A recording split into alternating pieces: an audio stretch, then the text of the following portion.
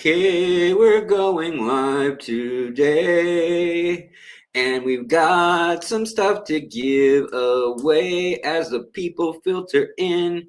We're gonna give things away today. We've got hundreds of dollars thanks to sponsors, companies. So guys, get ready to get some junk for free. Not really junk. It's like $100 each time I give something away. All right, who's here? Who wants to party? I'm done sing-songing. I don't know. That's like if you know how like certain languages, like, you know, Gaelic or in Ireland, like people say, oh, it's a very sing-songy language. And they kind of have this do-do-do, like cadence to it. Imagine if that was like modern, like hip hop or something. And I mean, I guess that's inner city. There's language like that. But imagine if it was like really bad disco, like 90s, like Euro pop. And it was just like, you know, wouldn't that just be awful? Wouldn't that just be like, oh, yes, everything in our language and Alexander's language is is you know, it's gonna be like, everybody dance now. Dun, dun, dun, dun, dun. 90s was a vibe. 90s was a vibe.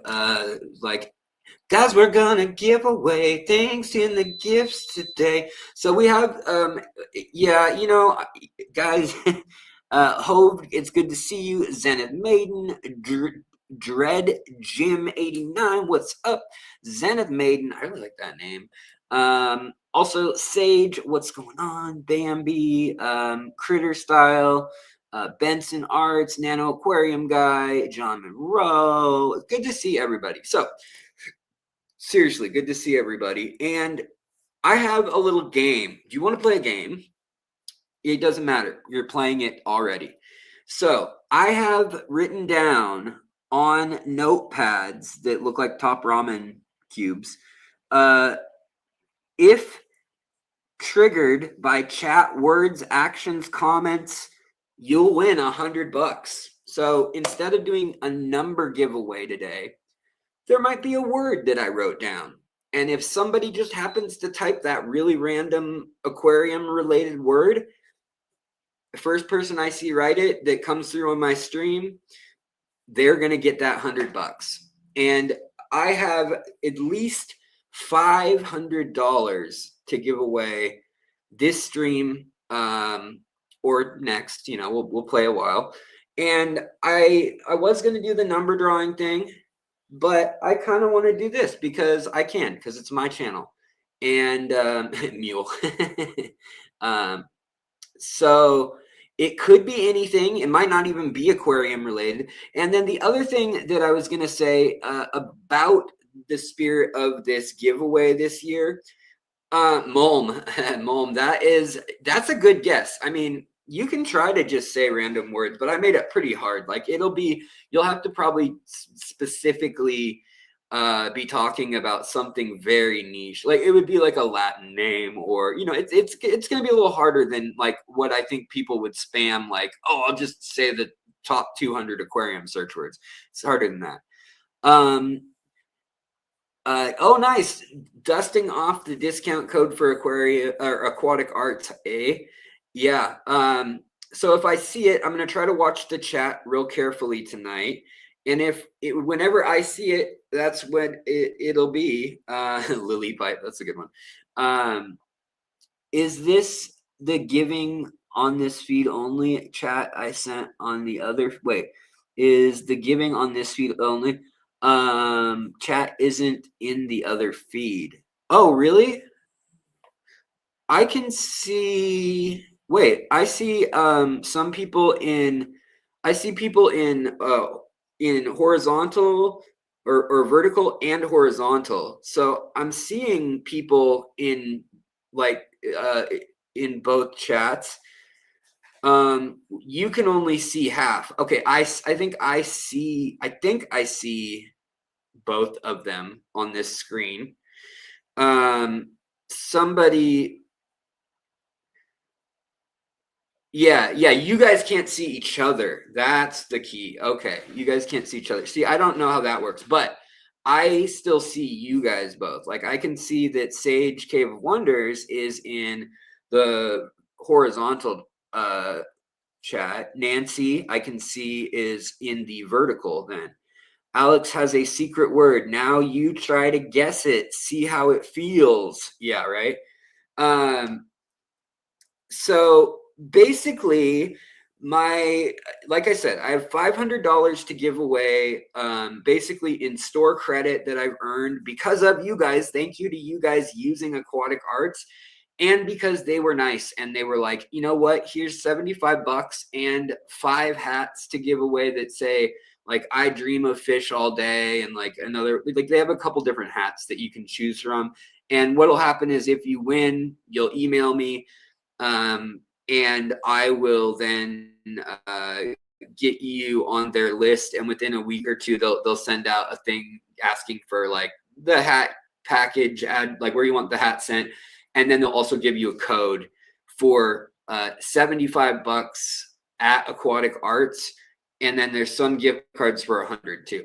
So if you're out of the US, I do have today at least one PayPal or Venmo, if you have either one of those, that I can just use my own money, and like basically comp you guys, and I want to still make it fun for people across the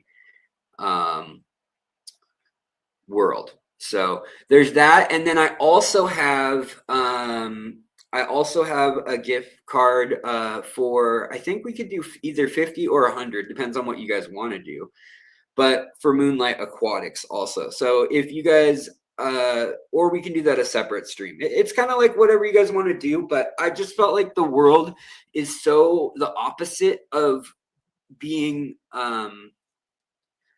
giving and like helping out your pocketbook lately, that like I want this little place. For one, I'm not going to talk about politics or anything, try to stay totally away from that. And like everything has been hectic in life lately, right? Everyone's paying more for gas, everyone's, it's just stuff. Life is always hectic. I'm not going to get to go to the AGA, the Aquatic Gardeners Association, and I've really been looking forward to that, and I'm not going. So I needed something to cheer myself up too, and it makes me happy to give stuff away. Plus, we hit 100,000. I said we were going to do it at some point, so why not start now? But yeah, so like, let me give you another example.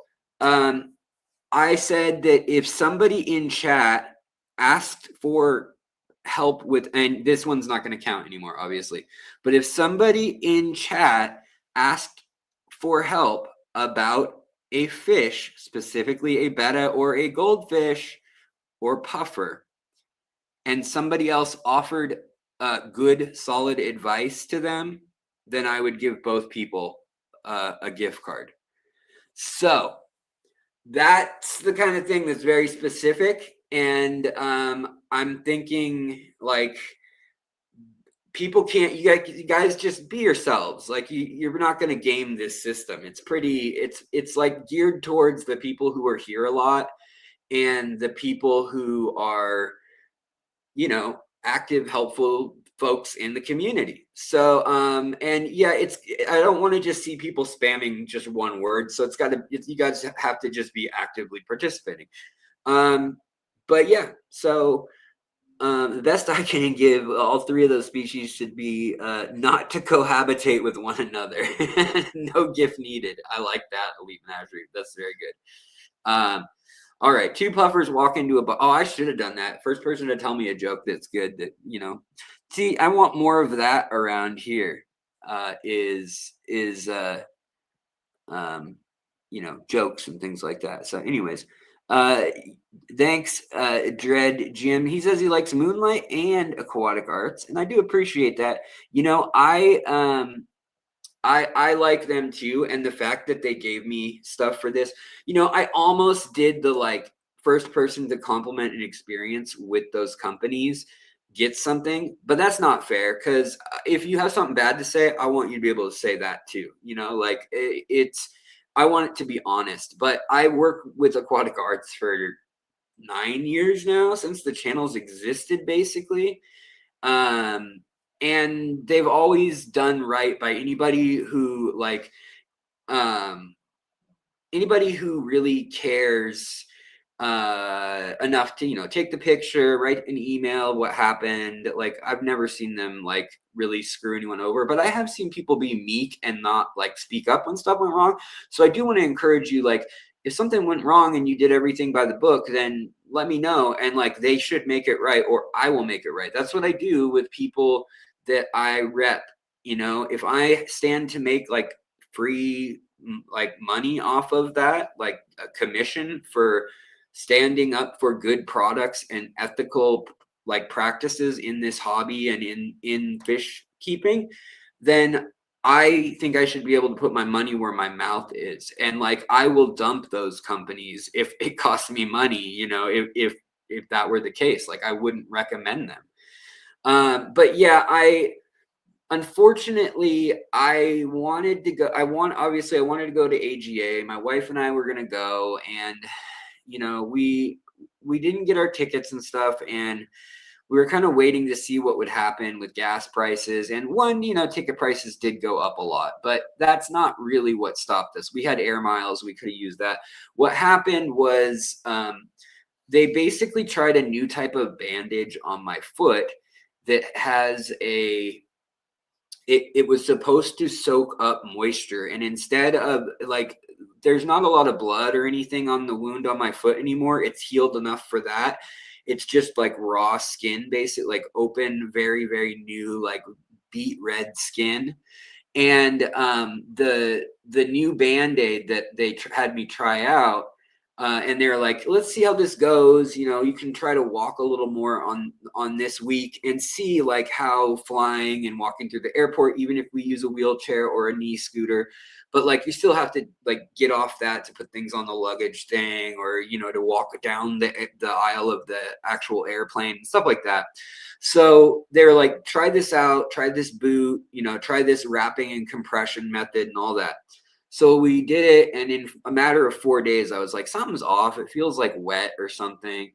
And we went in, we took a look at the wound, and it set me back like, I don't know, another month or two.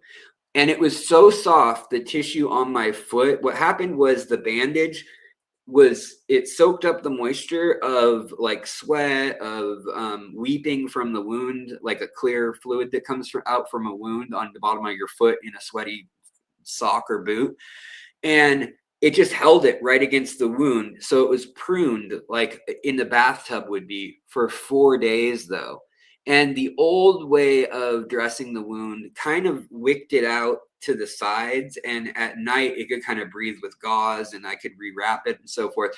But anyways, long story short is we've been making all this progress, and we were at like, we started a year and a half ago with that injury all the way to the bone, secondary infections, septic shock, like cellulitis, all these complications with my autoimmune system and my health. And finally now we haven't had any of those big infections. We've had just like, complications of healing. And now it's I thought I'd be ready for AGA. I've been looking forward to this for a year. In September I thought I would be ready to go to St. Louis, because it was a year since I first had the surgery on my leg in September. So in September it'll be 2 years since this whole thing had kicked off and was a complication of the medical procedure. But in any case, I have to reapply for all the financial stuff again, because it didn't even plan that things could go this long, even if they were going to take care of what they messed up. So anyways, I just really was sad that I'm not going to AGA. Adam Ragosio is supposed to be there. He is going to be there, and he you know, I wanted to introduce some friends to some other friends. You know, Ivan McColgie's going. I think, who else was going? Nano Aquarium guy, you were going too, right? Or you are going. You know, I think a number of people, obviously, like Tom Barr, Luke Wang, Nico, Jan, a whole bunch of people that I want to see are going to be there. And, you know, it's just, when I thought about it, like, I can't go on any of the field trips. Walking around a big convention center, I can do that with my knee wheelchair. But it is still like very tiring and a little rough. But, you know, I could have gone and sat at the hotel and listened to the talks. But then when I kind of looked at who was talking, I was like, well, the talks I want to hear the most, like Chance, I've heard talk and I've hung out with. And I know, you know, Ivan, I've already heard his talk several times, and you know, I love it, but you know, I know it. And so it kind of came down to, am I going to bring my wife down there and need to rely on her so much for hanging out for a couple days? And yeah, it would have been good for my morale and stuff, but with my foot all of a sudden with the news that we backtracked, I just can't. I can't risk another. I can't risk backsliding. It's been really shitty that way. But yeah, we've got my foot still. I did get to go to the rainforest on the Olympic Peninsula. That went okay. I mean, I couldn't go out on the trail per se, but I still got to go to the ranger station and then go down by the water on some like kind of paved and like ADA accessible paths. And that, even just that, was like way more than I've done for a year. I have been cooped up in the house with my tanks and not even able to do a lot with my tanks, to be quite frank. So that's why this stream, I wanted to spread some cheer. And yeah, Jan, I was just saying that, you know, I'm not going to be at AGA, unfortunately. I will find another excuse to come down to Sacramento, just because so many of y'all that I miss and or care for are down there. So yeah.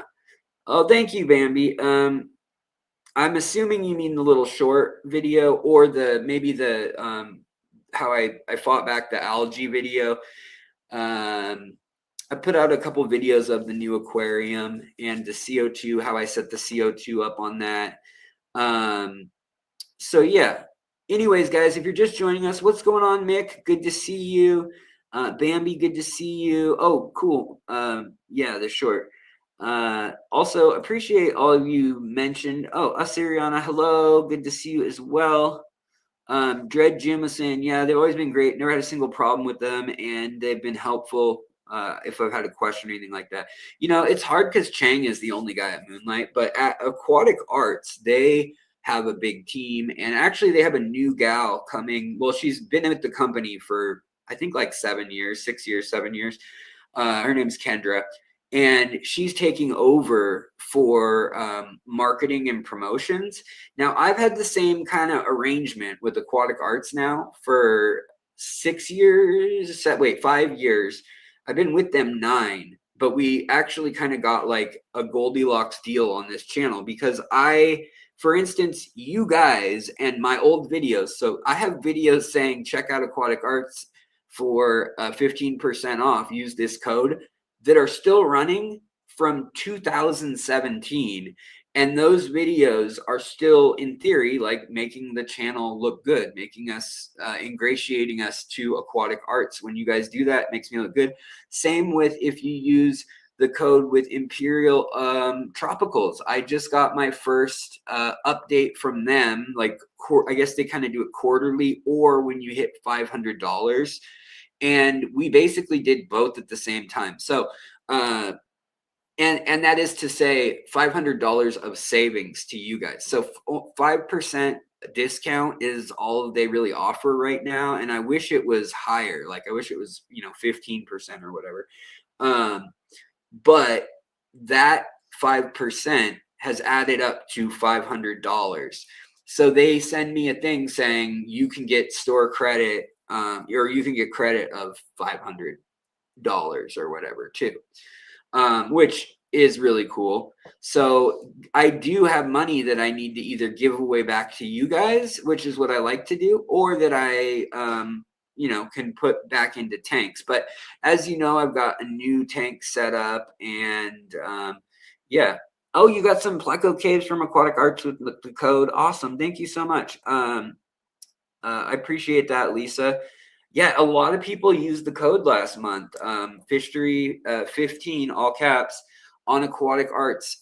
You know, they also brought in some stuff that I was really excited about, that I told them, you know, like, yes, bring in more of that, bring in more crabs, bring in more, like the stuff that they don't normally, or that they, let me say this, they don't normally have a big stock of it, but they bring it in and everyone's like, oh, I love the, like the pink crayfish, for instance, the Pepto-Bismol looking mini crayfish. That thing is, the Sakura crayfish is so popular, yet they don't bring it in, and or they bring in like 6. And so yeah, anyways, but yeah. Oh, you bought the group of a monomorph zinc maiden? Right on. Yes, that is awesome. So let me pull that up real quick after. Hold on one sec. Baby girl, come here. Here. Come here. Whoa. Ah. Whoa. Oh, life is so hard for you. You can't undo all the oh yeah, the Artemis, yeah, the spaceship floating down in the ocean. Did they land safely? Did they land safely, guys? I would love to know if anybody knows if the astronauts are all okay. That's so cool. Kitty cat. I love you, baby girl. My baby. Hey, she's not your baby. Alex, do you think? Oh, safe. Yes, right on. Love to hear that. Alex, do you think? Oh wait, hold on. Okay, you can go. You can go. You can go, baby girl. I love you. She was in my latest video. Oh, she got cat hair on me. I've always been too scared breeding them, but I was gonna give it a try. Zenith Maiden. What were you gonna give it a try? Oh, group of monomorphs. Yeah, I haven't tried breeding monos yet either, but someday I will. The vampire crabs, they've been out for a while, but they got new ones in today. So they have 3 new vampire crab morphs, and I was gonna go look at that. Thank you guys for letting me know that Artemis is sitting in the ocean. It's so cool to me that they like fly around the freaking Earth and slingshot around the moon and then come back. I mean, the physics and the, you know, timing of that, and 200, like 250,000 miles out to the moon and back, that is so crazy. Moteb 208, Alex, do you think licorice gouramis are sensitive fish? Yes, they are. I would say that they are actually one of the few very sensitive fish. Like I would say that they get a rap of being sensitive. I would say that mud skippers, puffers, those, some of your you know, anything that eats live food only, so like shiners and things like that that don't adapt to pellets, I would say all those are known to be kind of fidgety. Like mormyrids are another one that's known, or knife fish sometimes, the species that don't eat pre-made food or frozen food. They are difficult. And you know, licorice gouramis, they don't need crazy black water. They just need slightly acidic. The bigger thing is they need no nitrates, nitrites, ammonia, and soft water. That's really more important with most of the black water species, is that they don't have any toxic elements in them, you know, to fish.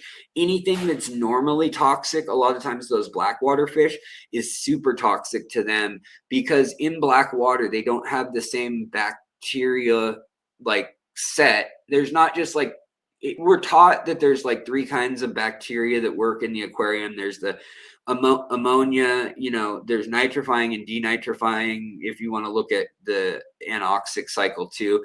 But basically, you've got the ammonia to nitrite to nitrate, and you've got your two bacterias there, right? And they both have to appear and colonize and stabilize in your tank.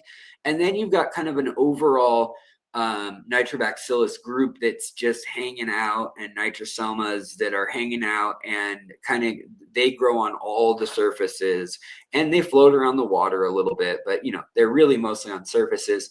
But those are there to really long-term cycle in the tank, and that's really what we actually rely on, like 5, 10, 20, 100, you know, it really depends on the tank and all the plants and everything. But it's a lot of bacteria. It's not just like one, and it's not just one species. It's a bunch of different types of that species that then fill in the niches of, like, maybe there's one strain that colonizes your aquarium, but what they're finding in papers in waste water management that I was just reading about was that they're finding that they colonize, like there is a specific colony that may break off, and maybe on an area with high flow, the bacteria that they test is of the same like species or whatnot, but it's a different strain. It's genetically shown to have mutated, and maybe it prefers, you know, 0.6 pH and lots of oxygen raging at it, lots of flow, whereas the other kind wants like anoxic conditions. Well, not quite anoxic, that's different bacteria, but like very low oxygen, low flow, and they need maybe more iron. I don't know, I'm just making that up, but so it's kind of interesting. Yeah. Let's see here. Sunny, hello. Beto, what's up? Crystal, Mickey, Nancy. Okay, let's see here. Aquatic News Network, just under 700,000 miles on the trip around the moon. Wow. Wow. Okay, Nano Aquarium guy says, I got blue Neos from Aquatic Arts like 5 or 6 years ago. Those Neocaradinas are the ones I got that light yellow. Oh, they got the light yellow eyes. Oh, wow. That's wild. I didn't know that. That's wild because they've had their own. They've started their own. Kitty cat, be quiet. You are not the center of attention. Yeah, that is interesting because they had their own mutation that they kept in house. Okay, Sunny says, Alex, I had some Daphnia make it through a freeze cycle. It is likely the eggs made it instead of the Daphnia. Wait, is it likely the eggs made it instead of the Daphnia themselves? So fascinating topic, Sunny. I wish I could talk about it for half an hour. I'm not going to, obviously, because I don't want to drive you guys insane on this stream. We're going to look at what Aquatic Arts has going on over on their site right in a little bit, but I do want to talk about this question real quick, which is Daphnia. So Daphnia are really a cool species in that they can lay live, like they can have eggs within their body, and they can have those eggs develop kind of like I'm trying to think of a good example of another animal that does it the same way. Basically, they mate with another, like a chicken. Okay, they mate with another animal, with the male. Although there is a lot of like single sex and like hermaphroditism and like what do you call it? Proto-gyno. Whatever, it doesn't matter. It does. We'll talk about that another time. But there's a lot of weird things that go on in the invertebrate world, or especially when you get into like anything that's like a snail or a worm. Those things, they really have wild things. But even like crayfish, they can self-clone, or they can sequentially hermaphrodite, where they're a female and then they turn male for 2 weeks, and they keep their eggs under their belly, and while they turn male, they fertilize their own eggs, and then they turn back to female. That's super weird, but yeah, there's all sorts of crazy evolutionary things that can happen.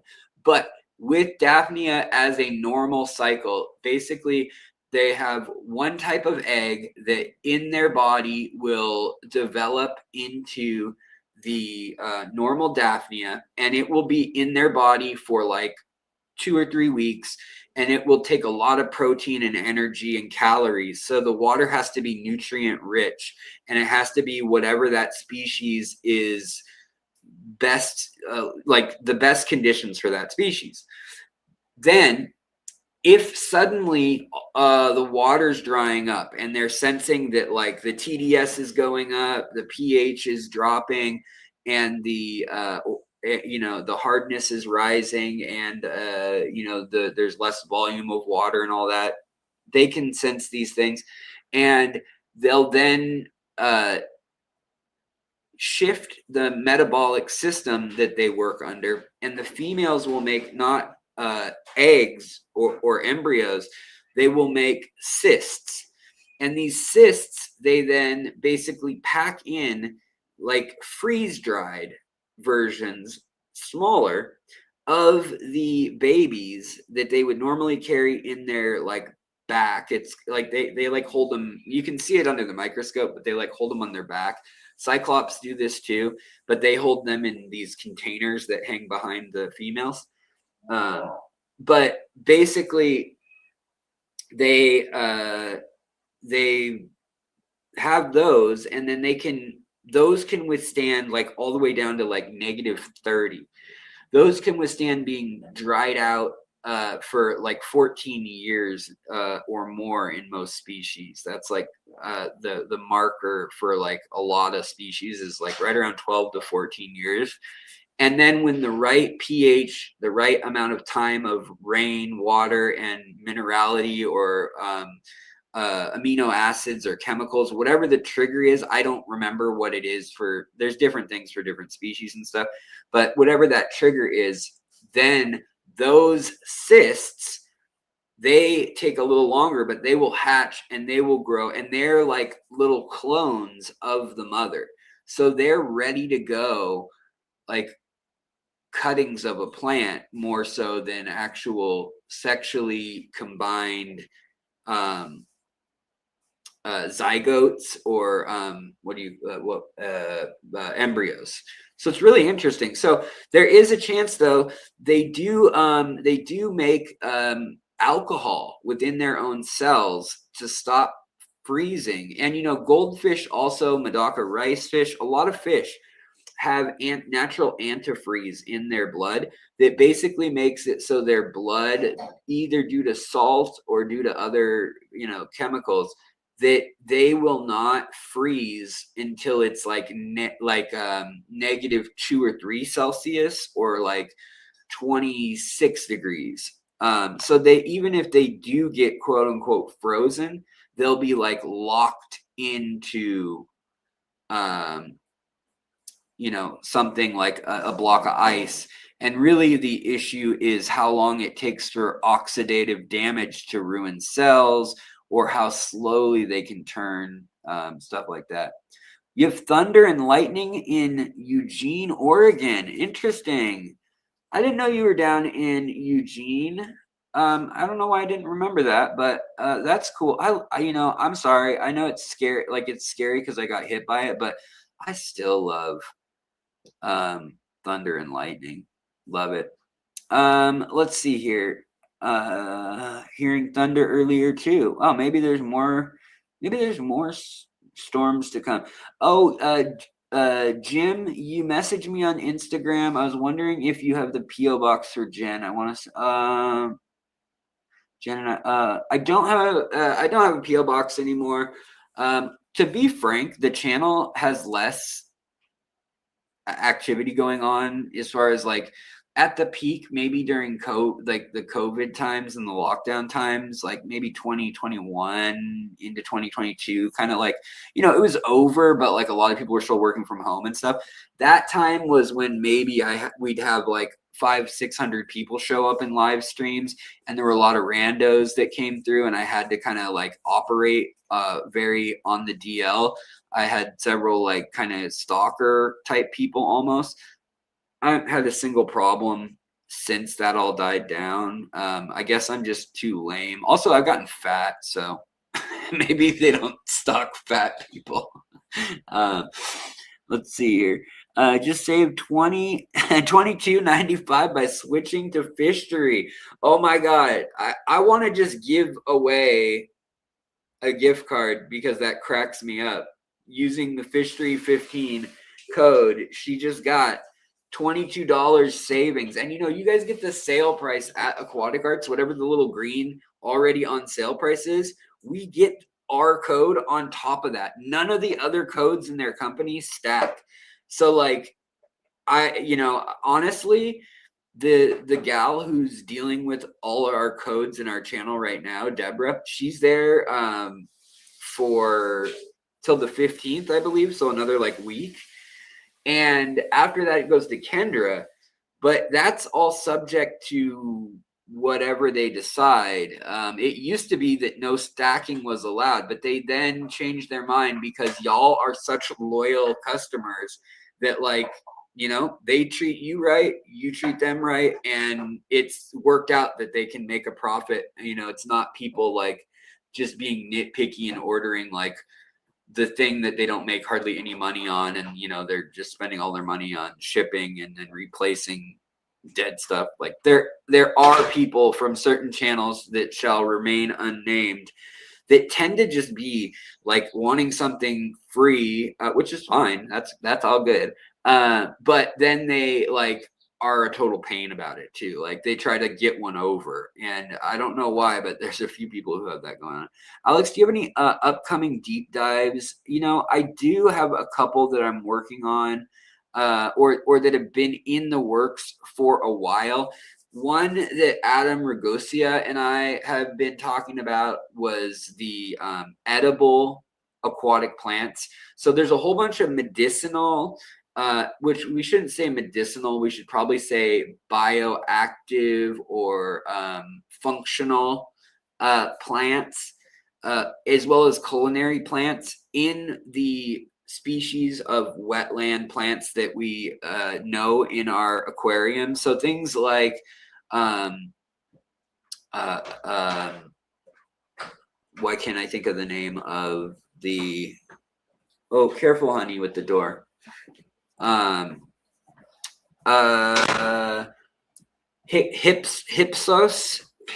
Hixos is actually Bacopa monieri, I believe. And then there's also like what's the other one it's from Australia? Limnophilia aromatica is another one that people put in like pho and like soups and dishes in Vietnam and all through Indonesia and Malaysia. Pretty interesting. I've been wanting to buy dwarf gouramis, but ever since I heard about the disease, I'm hesitant. Is it possible that my local fish store has growth? Probably not. Unfortunately, the disease has spread pretty far and wide. Now, if Dan's, you're in the Philippines now. Okay. If Dan's Aquatic in the US has them, supposedly he sent out tests on batches, but they're finding an average test rate right now of 20% coming into like Aquarium Glauser, last I heard. And that's really frustrating because that's the same farm. So they're getting like, a group they thought were good. And a lot of times they'll randomly test like 6 fish, but it's expensive. It's like, $100 or whatever to culture and then sequence to make sure that it's the virus or whatever. So they do that. And, it has to be a big group of fish for a big importer to make that worthwhile. But they may pick 6 or 10 or however many fish they're going to do it for, depending on the size of the order.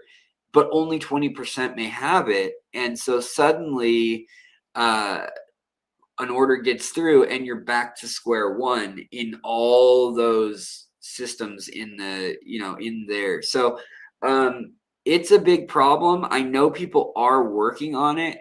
And people, the thing is, it seems like it's a neurological problem. Like it's a bad deal. It's not a good you know, it's not. I'm from Seattle, Washington, by the way. Matt Demser. Sorry, my screen so small to read right now. But yeah, anyways, nature is amazing. Yeah, right? All right, let me scroll down and be I would love to hear more about Daphnia. So I do have a video that's a half an hour long about Daphnia. A lot of people don't realize that I have, you know, I should put all the deep dives that I think are deep dives into one playlist. But if you go to like the best of videos, that has most of my deep dive content on it. But I'm realizing that I do need, and it's a matter of wanting to go back and edit. I do need to go back and, like, for instance, I've given talks to clubs, and I could go back and use the audio from that and cut out any ums or you know, like pauses or any weird things like that where I'm clicking through or something, and probably get that audio, maybe speed it up a teeny bit in certain spots or slow it down, whatever needs to be done with it, you know, audio wise. But there are some talks that have been on the website that I'm proud of and that I've given to clubs and things. And I worked, you know, hours and hours, weeks, months. You know, actually, a lot of these videos I work like years on because I file them away in my brain. And then when something like is the magic, like keystone that is an interesting story to center the whole thing around, that's when I'll go grab my file or my notes from my computers and phone or whatever and like pull them up and be like, okay, how can I like jigsaw all this together into one like tapestry? But yeah, you know, one thing about aquatic arts that I was pushing really, sorry guys, my hair, I need to cut it shorter. The gal who cut it, my wife's friend, cut it, but it's like in these with these headphones, I can't, it won't tuck behind my ear by like this much. So I could either have to wait for that, like, I don't know, another month or two to grow out enough that I can put it back behind my ear, or I need to like cut it all the way so it doesn't fall down, but it keeps falling down, driving me insane. But I was gonna say, Sage, I wonder if color change are from parameter differences in the tank. Mine still throw a red or blue. Oh yeah, you like the Malawa shrimp, Sage? So do you have some of my line? I can't remember. I couldn't remember if you did. I know like Erica does down there. And I know there's a couple people in Eugene that have my stuff, have my shrimp line. I guess I've been kicking around for 12 years with those shrimp in general up and down the West Coast, but I have had now really 6 years since I had a blue morph, and then we had the red ones, and then I had some yellows, and there were a couple other like crosses we tried too. But yeah, the parameters really do. The other one problem is they have too many babies, so they'll have like 40 babies sometimes when they are in a really mature tank and there's no fish. And so when you have a big tank, like a 40-gallon breeder to grow them out in like the best ideal conditions, like a super heavily planted 40-gallon breeder, the Malawa shrimp, even if you start with all my best reds, like 15 of them, they'll start, the first generation will be 85, 90% red shrimp, but there will be a couple that throw that are not. And I've gotten it better and better and better. But one problem is when you pull one of the Caridina Malawa shrimp, you pull them out and you say, oh, it's not red anymore, so I'm going to toss this. Well, then you go look again in the cup and it's bright red like 20 minutes later when you put a food pellet in. So it's like it depends on their mood and the water chemistry. If they're stressed, they turn clear. And so they're like what used to be in the hobby and just kind of died out was another parensis paradentata, but that was the ninja shrimp, and those were they turn black, like jet black, and then they go to a rusty red color, or they go to like a clear color when they're stressed. And they can be all of those things in one water chemistry. So at least the Malawa shrimp, like you get the white striping and the opaque looking, like a foggy white or like kind of fogged glass look on them when there is high Ka, or not high, but moderate, medium to high Kh or Gh. It's like excess calcium and plaques on their exoskeleton that then they can kind of use as patterns and like different thicknesses. It kind of lays down in a cool way. But if you keep them in softer water, they stay more completely translucent. And so you get whatever color they have been. But yeah. Let's see here. Sunny. Let's see. Quiet skies in Portland right now. All right. Stephen P. No stalkers. That's good. Inland oats. Inland oats. What are we talking about here? But I don't know what that should have been one of my words. Isopod agenda. I should have put that as a word, right? JP Jeffries. What's going on? Come on, guys. I'm surprised nobody's hit any of these. I have 8, 9 cards of either words or actions or occurrences that could happen in the chat that would trigger me to give away $100, $75 gift card and a hat from Aquatic Arts, or $100 to y'all if you overseas like Mr. Mick. Shrimp moods for shrimp dudes. Get some bobby pins. I could get some bobby pins for my hair. I could really rock the what's that called? The pixie cut. I could get a pixie cut. I guess, or I could just, go back to that, to just wear a hat. But yeah. Aquascape. Good guess for a word, but no. Alex, your favorite Tetra? Right now, I'll show you guys what my favorite Tetra right now is. Google. What's going on, Google? I'll pull it up for you guys in a sec. And there are 4 of them. There are 4 Tetras in the room. 4 Tetras bringing doom. I will give away at least $200 on this stream tonight. I won't stop until that happens. So, yeah. Sketty Nona, good to see you. You enjoyed the new video on the Flamescape. Glad to hear it. Let's see here. So you get a chance. Would you mind messaging me your oh yeah, here. Oh, my mailing address. Yeah, I'm really bad on Instagram. It's not incorporated into my messages. If you could, I know this is a pain, but Alexander J. Williamson at gmail.com. If you could email me, that's like the easiest way for me to keep everything straight.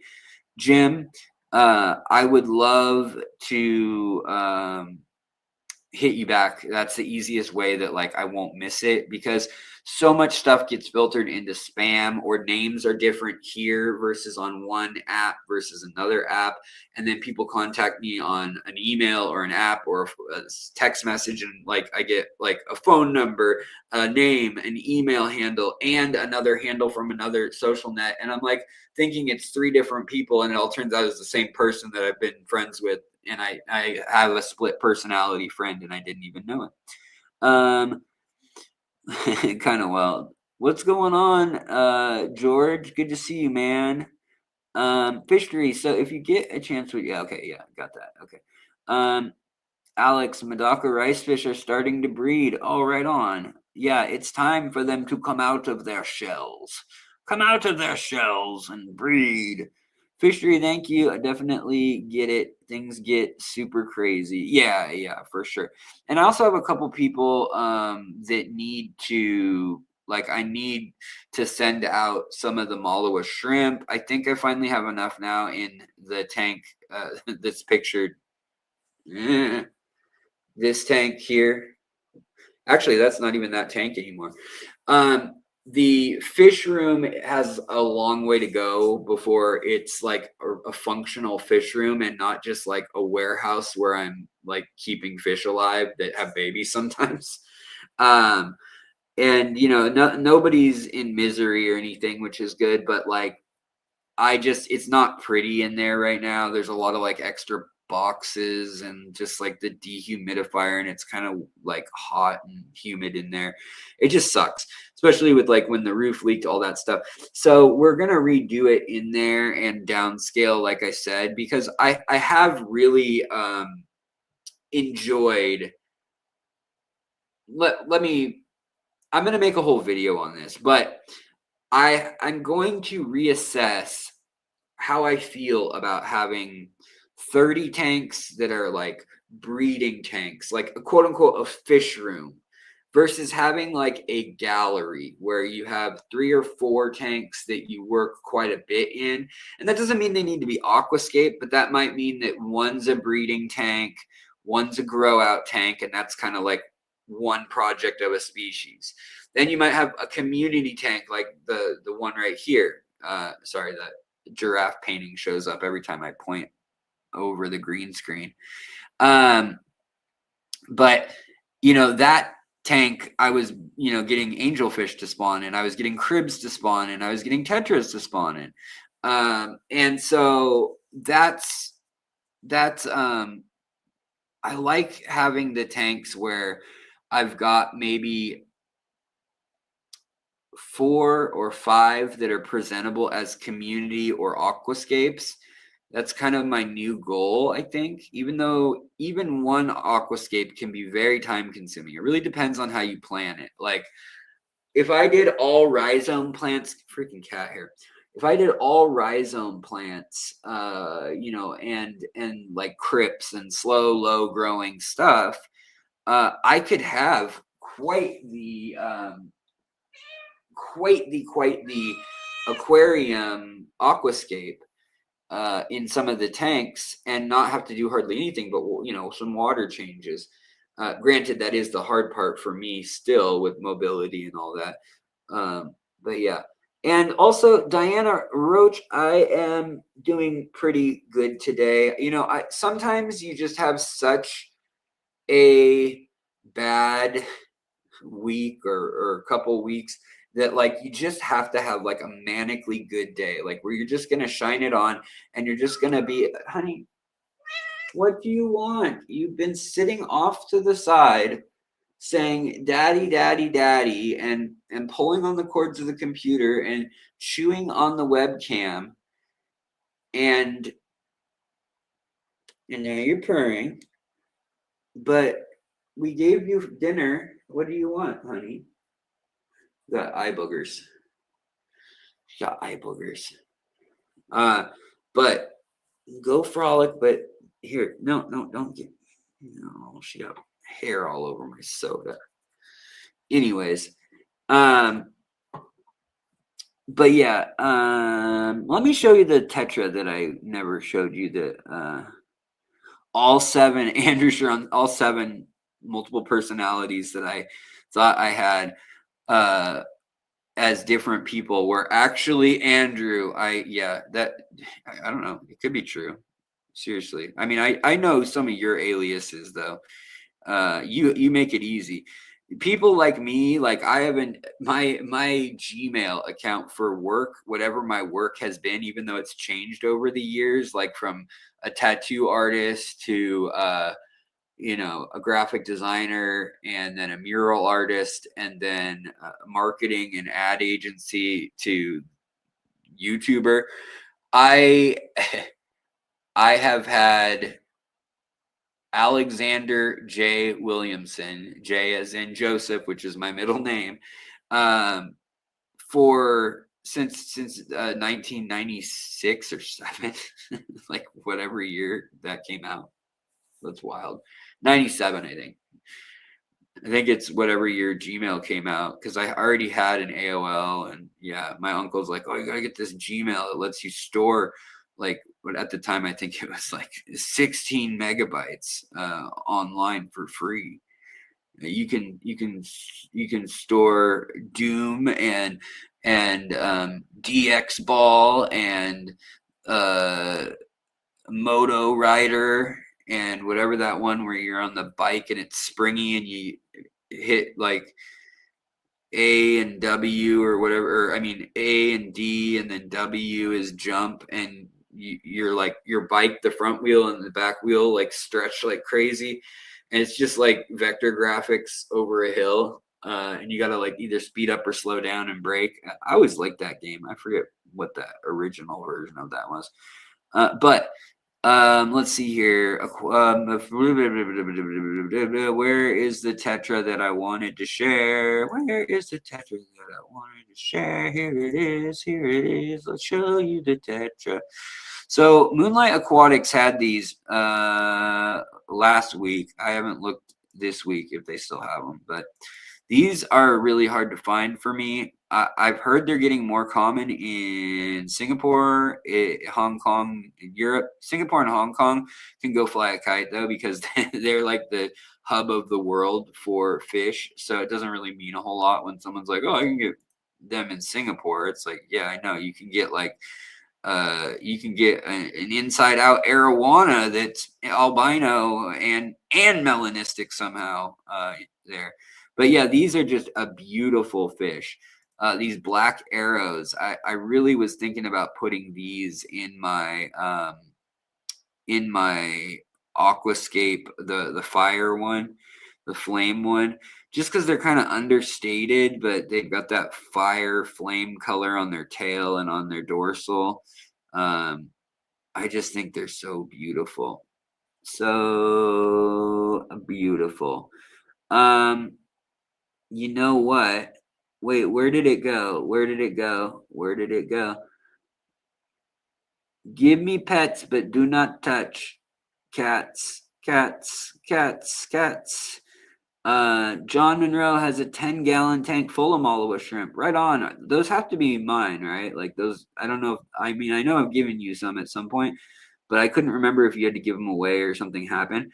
But I do remember that like several people, a lot of people in Portland had them from me. Barb Pleca. Mick's trying the words. He's trying the words. So guys, I'm gonna do it, even though. Wait, did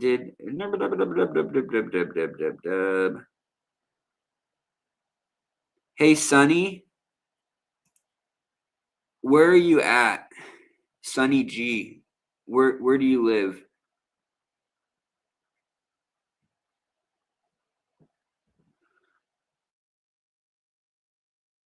Oh,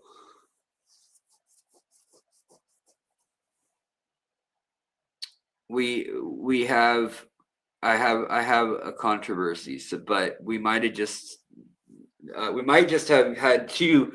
We might just have had two winners at the same time. But where are you at, Sonny? What state or country are you in? Oh, you left the S off for Sumi. Okay, I'm gonna give it to both of you guys. I'm gonna give. We're giving out $200 worth of gift cards right now.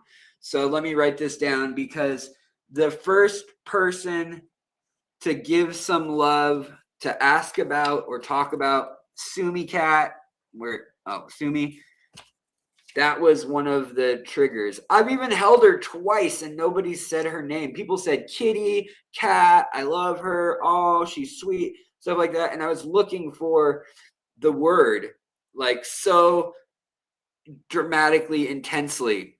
But as far as I know, unless somebody's got like a correction here and they want to like call the referee in, as far as I know, I'm seeing, and I just did a search for keyword, I'm seeing that Sonny said it. He left the S off, but I thought he meant to say, he said Umi, but I assumed he just accidentally didn't type Sumi. So I want to give Sonny a gift card to Aquatic Arts for $75, plus they'll send you one of the hats. And also shipping should be cheaper for you by far because you're living out near, them. And they have a new shipping rate deal that counts how many zones they are, which has made, I noticed, their shipping drop way down. So for a while, it was like $65 all the time. Now they have a deal where it matters with how close you are to Indianapolis. So it's still like $60 if you live in Washington. It's still, I think, $40 if you live in Florida. But Moonlight, if you ask him too, he will sometimes go and check the rates. Like he uses like Pirate Ship and some of those other ship station type things.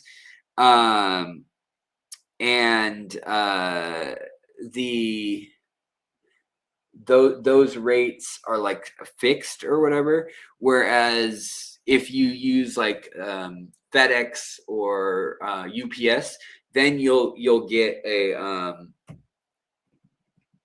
rate that is generated by the address specifically. It's not like a flat rate or whatever that's always the cheapest for overnight. So yeah. Let's see here. So Sunny G, yeah, we got a $75. I'll ask too new to know Sumi's names. Zenith, it's okay. There's a bunch of other things out here that are like anybody could have set them or won. So, and they're still there. But Sage and Sunny are going to both get the gift card from Aquatic Arts, and y'all are going to get so $75 gift card and a hat, a beanie type hat. And I think it says, let me pull up actually what it says. Black Arrow Tetra, though, that was the one. So, what's wild is they just discovered this fish. Side tangent for a sec, guys. They just discovered this fish. Black Morpho Arrow Tetra here. New species, not even 6 months old. I mean, it's been around the hobby for 4 years, but new species. You'll see why I explain in a sec. But this thing, super cool looking. Well, it turns out there's actually 2, if not 4 species that are unique. And some of them have the yellow on the top fin and it's a rounded fin. Some of them have a sharp dorsal fin. Some of them have the black band that comes down into the belly and it has yellow on the entire posterior side of that fin. There's like a yellow hue, and white or silver on the anterior or inferior side. And then on the tail, you get that bright orange. Well, obviously, most people are probably going to want this top morph right here with the most color and stuff and the blue eye. But there is like a turquoise-eyed one that also has black with no yellow up front and no yellow in the fins really, other than on the, what do they call that? The anterior edge of the fin. Sumi just flipped over the bar stool. See, I knew she'd do something crazy. She's been doing crazy stuff for like nights. She got out in the middle of the night. She jumped off there and flipped it just for no. I don't know what she went after, but something. She went running into the bedroom, I thought. She smells bunnies. We have baby bunnies or we have not baby bunnies, but we have yeah, wait, what's going on here? Yeah, octopus red waving. My oldest granddaughter living in Nashville. I'm Dawn from Sacramento Aquarium Society. What's going on, Garage Gills? I really, really, really wanted to come down there, guys. I'll have to find an excuse to come. I know Luke Wong and I are good friends, and he's such a sweetheart. He always gives me, offers me like, come down, stay here a week, unwind, yada yada. Especially now that he's not like in such a hot and heavy relationship kind of thing. He's kind of just bachelor padding it up. But I love that kid. He's you know, we're about 10 years apart. So I say kid, but it's kind of silly because, you know, we're both young or old, however you want to look at it. But yeah, Sumi wanted to win herself a Nano Aquarium, guys. Sumi doomy doo, Sumi Sumi Sumi. So yeah, Ivan Mikolji will be in. He'll be in as long as he can get here. He's told me some crazy stuff. I'm not going to talk about it this stream because I don't want to get into politics. But basically, he kind of thought everything was going to be easier now with everything going on about traveling for fish conventions and stuff, and with like the leader being gone or different or whatever. But it's actually gotten stricter in his country. The crackdowns, military checkpoints, they're not allowing him to have electricity, even as like he comes from a family of means in the country, and he had, you know, an important role in the country back in the day. And yeah, it's still real tough for him, even with all that. So kind of wild. We're gonna go over to the let's remove this and let's still have more stuff to give away, guys. Stop that screen. Give this screen a chance. All we are saying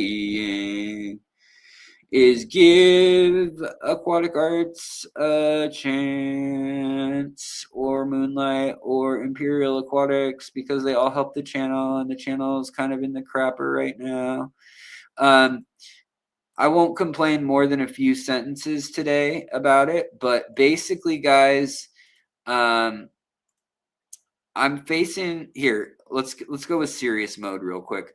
I'm facing a little bit of tough decision time in that I love the channel and I know I've slowed down, and I'm waiting for when my health and honestly my mental health, everything is pretty drained. Like after this last year, our finances got hammered, you know, and it's great that we're not 30 grand in debt. We're just a little in debt, you know, well, plus the house, which, yeah, whatever, who cares? And I'm so fortunate, so lucky. I'm not like trying to pity party complain about any of this. I'm just giving you guys the facts about the channel, which is I am making what I made in 2019 on the channel right now. And I love that you guys are here, and it makes a huge difference. YouTube has kind of changed the payouts for different genres and for different ads. Now, as I hit 100,000 subscribers, they have signed me up for something called Creator Bootcamp, and they want to have me partner with sponsors that are embedded into YouTube. And I am investigating that because I'm not going to sell like coffee or something for them, right? Especially when like that destroys the habitat for our fish that are very real, like the plantations for coffee and palm oil and stuff like that that's in those products, like all the mushroom coffee or cacao coffee or whatever it is. So they have all these products just like on TikTok where they want you to integrate, and sometimes you don't even know, but like the ad playing next will be triggered by me saying something, and I'll have supposed to have known about it before and organically fit it into the conversation. And so they're basically, I said like, yeah, I'll do this like webinar thing because for this one reason. They said that what it will do is put our old ad rate. So if X amount of people are viewing, you get X amount. So if you have 1 million minutes watched on the channel, that is X amount of ads to sell. And therefore, 1,000,000 minutes translates generally to this. And like in food, for instance, and fashion, it's like a 5 or 6% commission of whatever they get paid for ads the creator gets. In music reviews and stuff like that, it's less than 0.5%. So if you want to review music, that's not a good way to make money on YouTube. Or reviewing media or comedy or, you know, sitcoms, reviewing shows, talking about video games, stuff like that. But playing video games, you get actually, the video games have decided to basically waive most of the fees that were associated, that they used to cause, like the licensing that they used to charge to even stream. So long story short, if I do this creators university, go through this boot camp, so far nothing I've done, and I've read it all very carefully, says like I have to advertise this way or anything. It's going to train me that there is these options on YouTube. What I want is, I just want the same freaking cut that I signed up with, and I may never get anything near that again. So when I started, it was 8% for pets and animal and nature like content, and now it's down to, I don't know, it's down to like 3 or something. And the crazy part is, we don't ever get to know that 3% rate is of their ads. Well, we don't get to see what they sold their ads for, other than the end result. You can deduce it by saying, okay, well, if I'm getting 3% of their ad rate, then that means 3 per, like, you can figure out what each percentage is, and then multiply that, you know, by 100, you know, by 3, or by, you know, all the way back up to 100, and figure out how much money they made off the deal. And the annoying part about that, you know, is that you don't know from time to time, but 2, they could totally be lying to you about what the ad rate is. So you can still have 1,000,000 minutes watched of content, and it doesn't mean now that you'll get paid what you figured in your head. And so that's been very hard. Memberships have been an incredible way for y'all to support the channel, I must say. They do take, you know, on a $1.99 membership, they do take $1, and then the government takes about 70 cents. If I don't do write-offs, but I do write-offs, so let's say 30 cents. So it ends up being like, you know, I get like $1.20 or something off of my cheapest membership level. And that's great. That's added up for years, enough for me to do this full time. The other part of the puzzle, though, is that I'm kind of handicapped a little bit. And well, at least I'm not working a 9 to 5, not standing all day kind of stuff. And I'm in and out of the hospital and all these other things. So it's like, I have to figure out how I'm gonna either, like, I can't be making money on the side over a certain amount either if I'm working. So it's kind of like this catch-22 of like, you either need to be making like 4 or 5 grand to support, you know, a mortgage, a house, all your bills, or you need to be disabled and collecting money, but then that limits how much you can collect legally elsewhere. So like YouTube can't go over, for instance, in that case, I can't make more than $1,600 or $1,650 a month from YouTube. Well, last month I only made $1,200 on YouTube, and that's by far the lowest. So I'm in this kind of like spot where I don't know what to do, but I don't want to abandon the channel, and I obviously I don't have plans to do that, but I did need time to just not be creating content at the rate that I was for a while.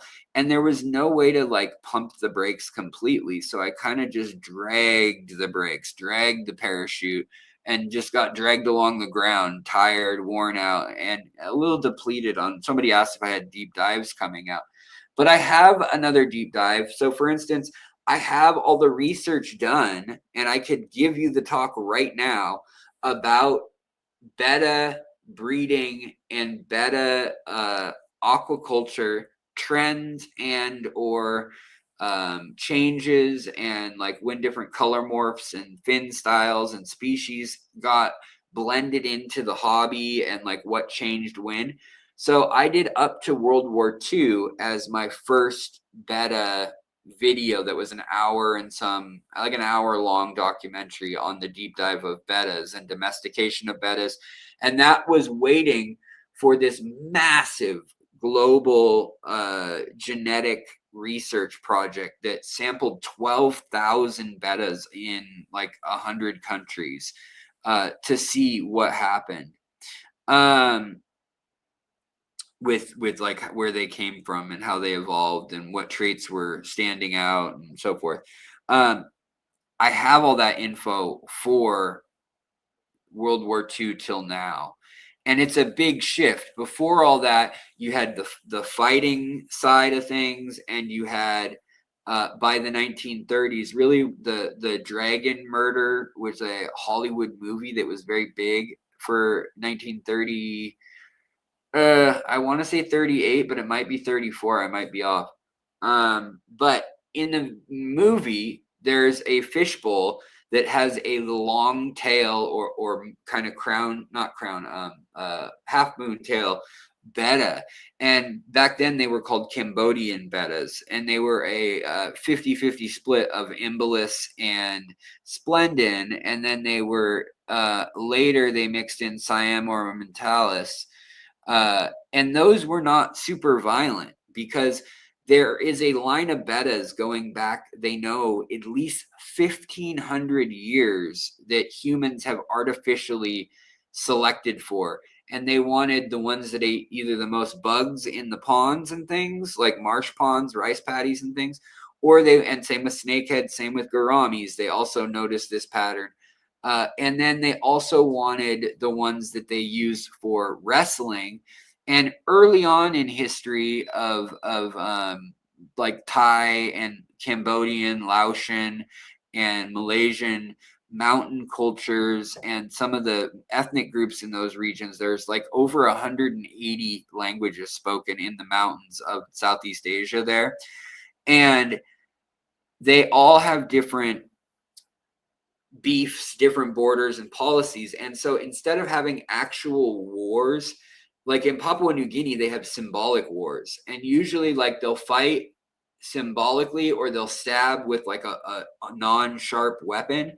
And whoever gets marked first, they might then like have to sacrifice that person. There's different rules between different tribes, but basically it's to limit when there's only 40 of y'all on either side, and you get your guys together and your whole society is like 300 people, and you got like 40 warrior age guys or whatever. It doesn't make sense to go at it whenever somebody's mad at someone and totally like take their food, starve them to death, like scorched earth. That gets really ugly really fast. So in a lot of these areas where different cultures are packed together in the mountains and separated by valleys, mountains, streams, thick jungle, they have very, very different cultures. This is true in Central Africa, Congo, Ethiopian highlands, super true, and super true Papua New Guinea, Borneo, super true in Indonesia, and then also Southeast Asian mountains, like the Hmong people or whatnot. And so Myanmar, perfect example of that. So fish were a way of settling disputes. And early on, it wasn't about the fish succumbing to the fight. It was basically about one fish would get so tired from getting wrapped around by the other fish and pinned down, or the bigger fish would pin it down at the bottom of the bowl, like nose to gill. And then finally they'd say, okay, split it up. And they'd say like, okay, we're doing 2 or 3 matches. And whoever's fish from your village, if your fish wins, you guys get to settle the thing, or you guys get to have the giant feast in your village this year. That's how we're going to sell that. Or your daughter's getting married to so-and-so. Like, it's kind of crazy, but that was one of their mechanisms for like the gods or nature and or their not priests, but like they kind of have a special reverence for animals and like the power of animals and nature, and like the idea that they had that. So that goes away completely almost by the 50s and 60s. Granted, there are some really secluded places where it still goes on, but now it's been, even since 1900s, beta wrestling, fighting, it got very violent, where the goal was ripping fins, having big fins. And some people wanted to have fish that were really lean, like plakat, like warrior fish that had no fins or scales that could get caught easily, kind of like a pit bull. And so they bred, kind of like pit bulls or Rottweilers, dogs for fighting or dogs for, hunting. Well, they did the same thing with fish. And the fish got more and more hardcore, specifically in Bangkok and in Hong Kong, also in Singapore, in these areas where you had a lot of Europeans, a lot of Arab and Indian traders. You just had people from all different cultures fascinated by these beautiful fish, and they could buy a fish with money from out of town that was trained, and then they could go bet on it and gamble on it. And so that is how, that was used for a really long time. And when it changed from being a battle of losing your fish and the fish dying, which was, seen as cruel at the time, even by a lot of accounts. I mean, this is a Buddhist culture predominantly in that region, either Muslim, Buddhist, or animist. And I guess there's some Confucius and stuff, but anyways, so the fact that those fish had to go through that or whatever, it was looked down on. So it became part of like the opium dens, part of the red light district, part of where sailors, drinking people, it just became more and more unsavory and linked more and more to like blood sport. And by 200 years ago, there was an established niche in all the big harbor cities and towns of that, and people supplying that so that you could go out and for pretty cheap from an imperialist. So from like, if you had like pounds or Western money or trade goods, you could get it for like, the equivalent of a few pennies. You could get these fish that had been trained and bred for this, and then you'd go take them and to a bar or to a gambling place and do that. So same with wrestling half-beaks, actually. And they don't know how far back that goes, but they do find signs in their mitochondrial DNA that they were selected for in a way that you would never find those genetic pools and pockets, like bottleneck wise, in the wild. Like the platinum, like they find platinum half-beaks in the wild all the time. That's not normal. And it's because probably at some point they were being domesticated heavily in little rice paddies by maybe kids, maybe groups that were settling debts or debates, or just entertaining themselves with wrestling half-beaks, the way they roll and they kind of roll up together and kind of like leg lock each other with their tail. They kind of like do one of these, and then whoever can kind of push the other one down from, swimming, they'll, yeah, that is why they call them wrestling half-beaks. Totally, Zenith Maiden. So yeah, medicine men definitely need to be leaders of countries. Yeah, I think things might go better. Off topic, my friend has a cat that has a collar. He can see where she goes. If she, oh yeah, you know what? I've thought about getting one of those video collars for Sumi, because I don't let her out because we have so many raccoons that are huge here.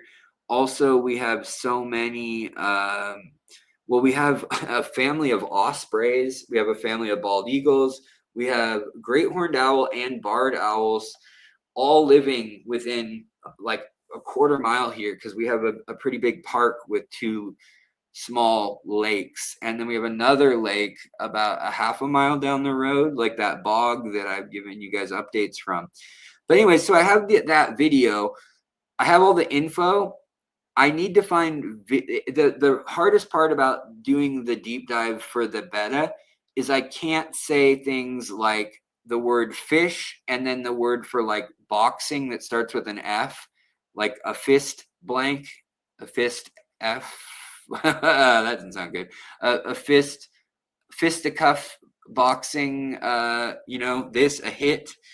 But so you can't say, I've probably said enough words now that it's okay, but fighting with the other words related to the animal, or it gets flagged for animal abuse. And even just saying that word that I just said like that, a lot of times that will like put up the warning so that anything that gets said or put in the video, it's already kind of like the AI is already like, I don't know what sets it over the edge, but it kind of like builds a case against you. And you can say one or two things, but like as soon as you say three, all of a sudden everything is just setting off your can't post that, you can't post that, you can't post that. And so it gets really frustrating looking for one of the photos I have is these Thai children in the 1890s, and there are about 12 of them, and they're standing around this giant cauldron, and there are like 500 bettas in it just swimming around, and a couple older men that are like monks or something. They've got cues and look more Chinese than anything, honestly. So probably like Vietnam, northern Vietnam or something. But they're I don't think they're ethnically Han, but they're some sort of Chinese, maybe like Mandarin or something. Anyways, they're standing there. And the fact that that photo has been labeled as Siamese blanking fish on a bunch of different archives, I got hit with posting depictions of animal cruelty, and that did put a strike against my channel, and I couldn't appeal it. So there's certain things like that that are annoying. Same with like when I wanted to talk about even just like the signal crayfish. I wanted to go into how that's taken over a lot of Europe, and the way they reproduce is cloning themselves, and the actual scientific language for those processes is completely censored. You cannot say any of it and let the video stand, unfortunately. So there's a bunch of things that I wanted to it's okay, Mick. I'm watching your words. I'm trying to keep up with the chat.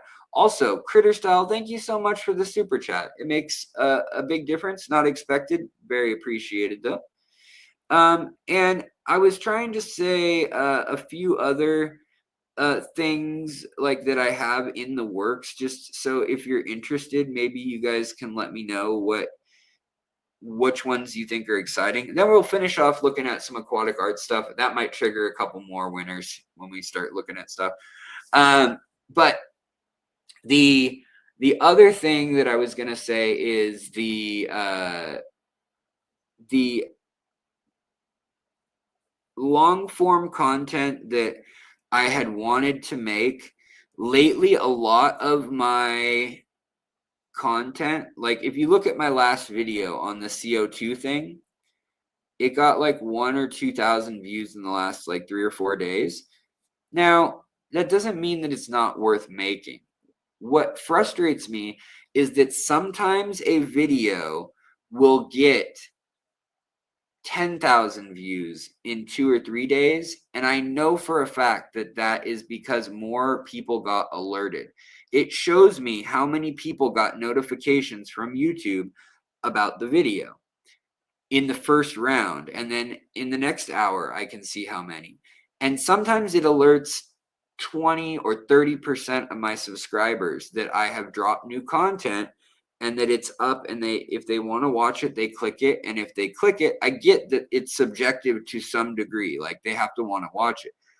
But when the channel has been trending down financially, not even in views, this is the messed up part, is they care more about the money. So they want time watch so they can put their ads in between, but they want stickiness, as they call it. I'm learning from this Academy of Creator monetization that I'm taking. This is what Aquarium Co-op has been involved in it for years, where they will do test programs. Like, we're going to start doing like the super chat, the super sticker, being able to ask survey questions, stuff like that. All of that is features they roll out for the Creator Academy folks. So I am like happy that I got into that. It's interesting, and hopefully we'll get a little bit of a preview of what's going on. But I must admit that I am just kind of like a little beaten down by the fact that if I spend, say, 80 hours making a masterpiece in my mind of a beta video, finding all the things, making sure they don't trigger the warnings, making sure they're whatever, and it's finally good to go, I can finally upload it, and then literally, unless I pay to play and promote that video, it only gets 1,800 views. It's not that I'm not making money even at that point. It's that it's not even giving y'all a chance. So many people message me and they're like, Alex, where have you been? You haven't made any content in months. I didn't know if you were still around. And I'm like, go to my YouTube page. And people have been sending me screenshots, and they're showing me that now it used to go by most recent video and or playlists, right? When you go to my homepage. Well, now on Apple Mobile, I think it is, like mobile devices, they go to the YouTube screen and it features like whatever videos it thinks they would like.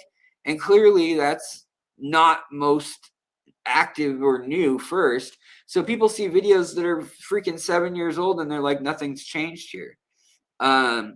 So that part has been hard, and it has made me not want to make the deep dive content until I hit another patch of like where we get the ball rolling, and it seems like they're actually showing my content to you guys.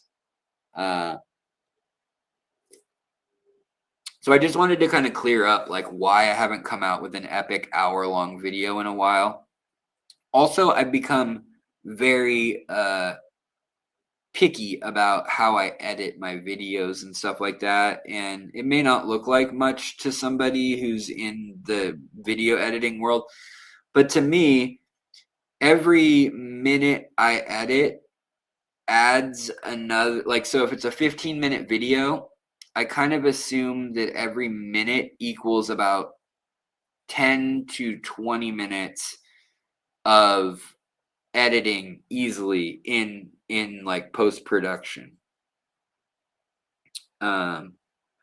Sometimes I gotta search for your content and the content of others. Yeah, Nano Aquarium. Yeah, totally. So if you're looking for a topic and you're like, I wish Alex would do a deep dive on Daphnia, which I have, or Scuds, which I have, or Cyclops, which I have, or Gamaris, which is Scuds also, which I have, or whatever it may be, do that word in the YouTube search, or even go to an incognito tab, like or a VPN or whatever, so it doesn't have all your predisposed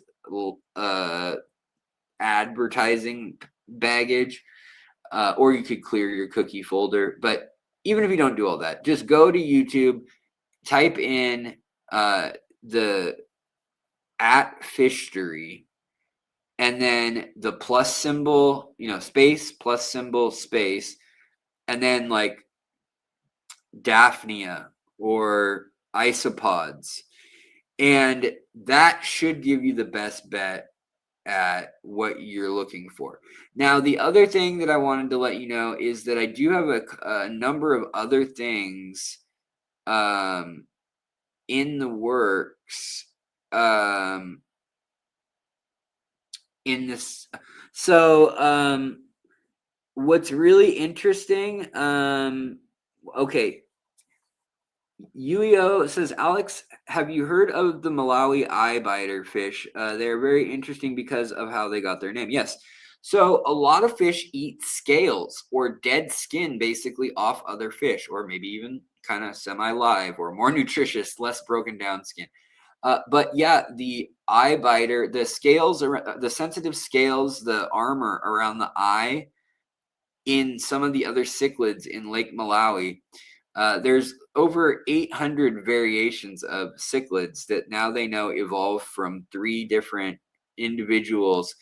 If you want to see stuff about cichlid evolution, I have a deep dive on how did cichlids make it from South America and Africa across the oceans. Was it back when the continents were together and the Amazon River and the Congo River were one river and it was the biggest river in history of Earth ever? Was that when it happened? And then they went their separate ways, but they're that old? That would be 100 million years ago. Or did somehow they swim island hopping as those continents split apart around 70 million years ago? They could have done that through the Bahamas, the Azores. Those all used to have kind of like a big trail of shallow ocean that you could kind of hopscotch across as a fish if you could tolerate salt water. And we know, due to brand new research, which let me just tie this all in together.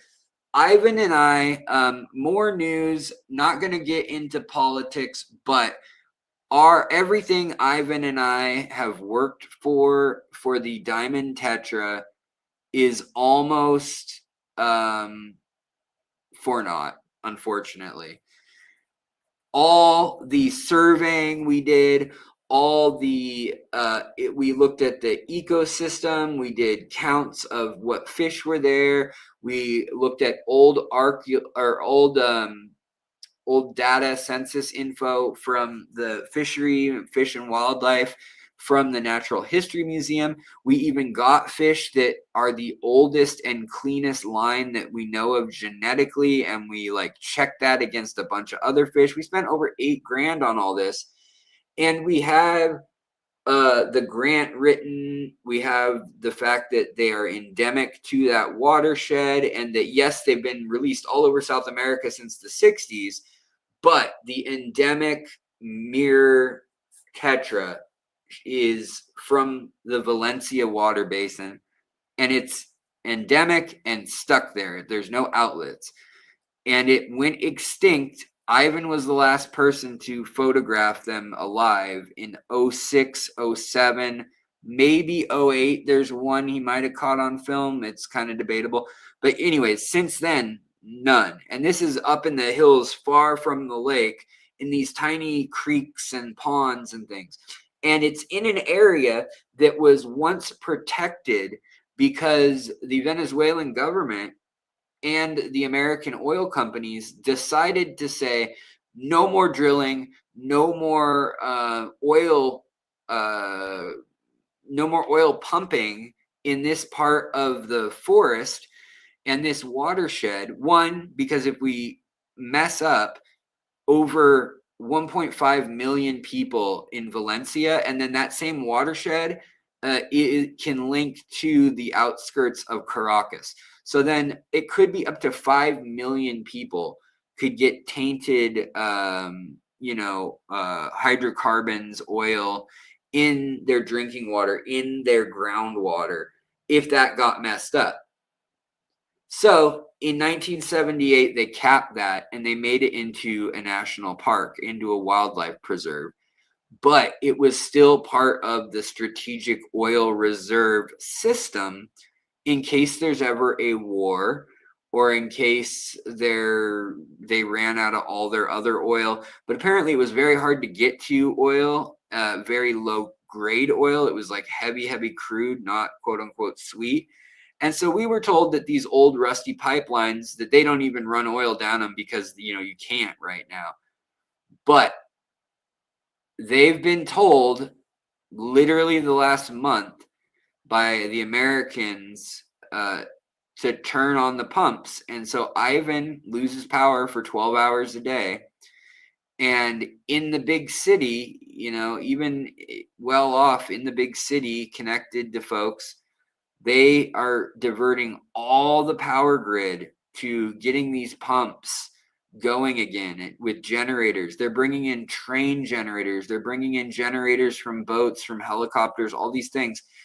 And they have the military out there also like guarding it so that nobody, steals it, sabotages it, all these other things. But right where we were going to release the freaking fish, there are like 6 oil wells that are literally, they were capped off. There's pictures in our freaking slideshow. And we've worked now 6 years. We started this program ago working on this. So that's all sad. And it's all up in the air. We don't know if that specific well will get opened.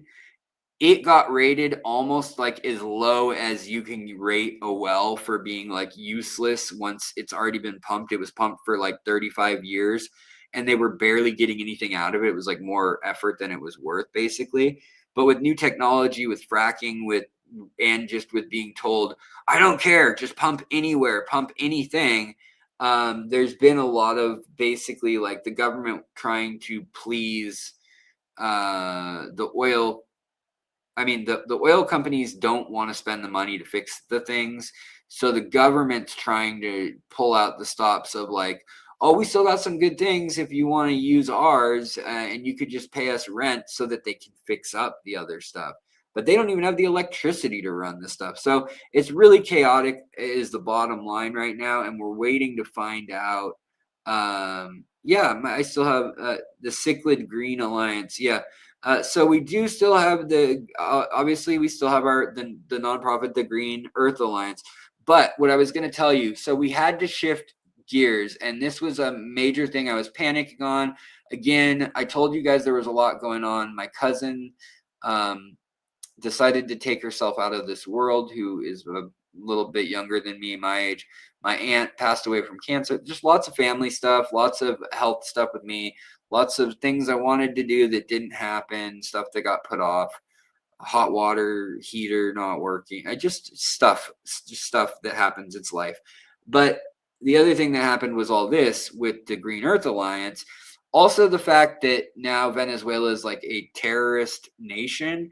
The fact that like we're even doing stuff through the IUCN Red List network had to be completely overseen and looked at again. And it's still not assurance that we're not going to run afoul of something, because there's a few laws in place, but there's nobody there, like there's no EPA or anything like that on the ground in Venezuela anyways. But there's not even a American EPA or endangered species protection like assessment needed for any of the hydrocarbon drilling in these pre-existing wells, because they like basically made I don't know what it's called, an edict or something that said like drill baby drill basically on these things.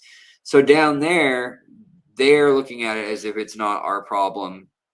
They owe U.S. companies, and they kicked them out when the socialists came to power in 2005, and that they are owed billions of dollars in oil. That's the point of view they're taking, and that's the bottom line that's getting imposed.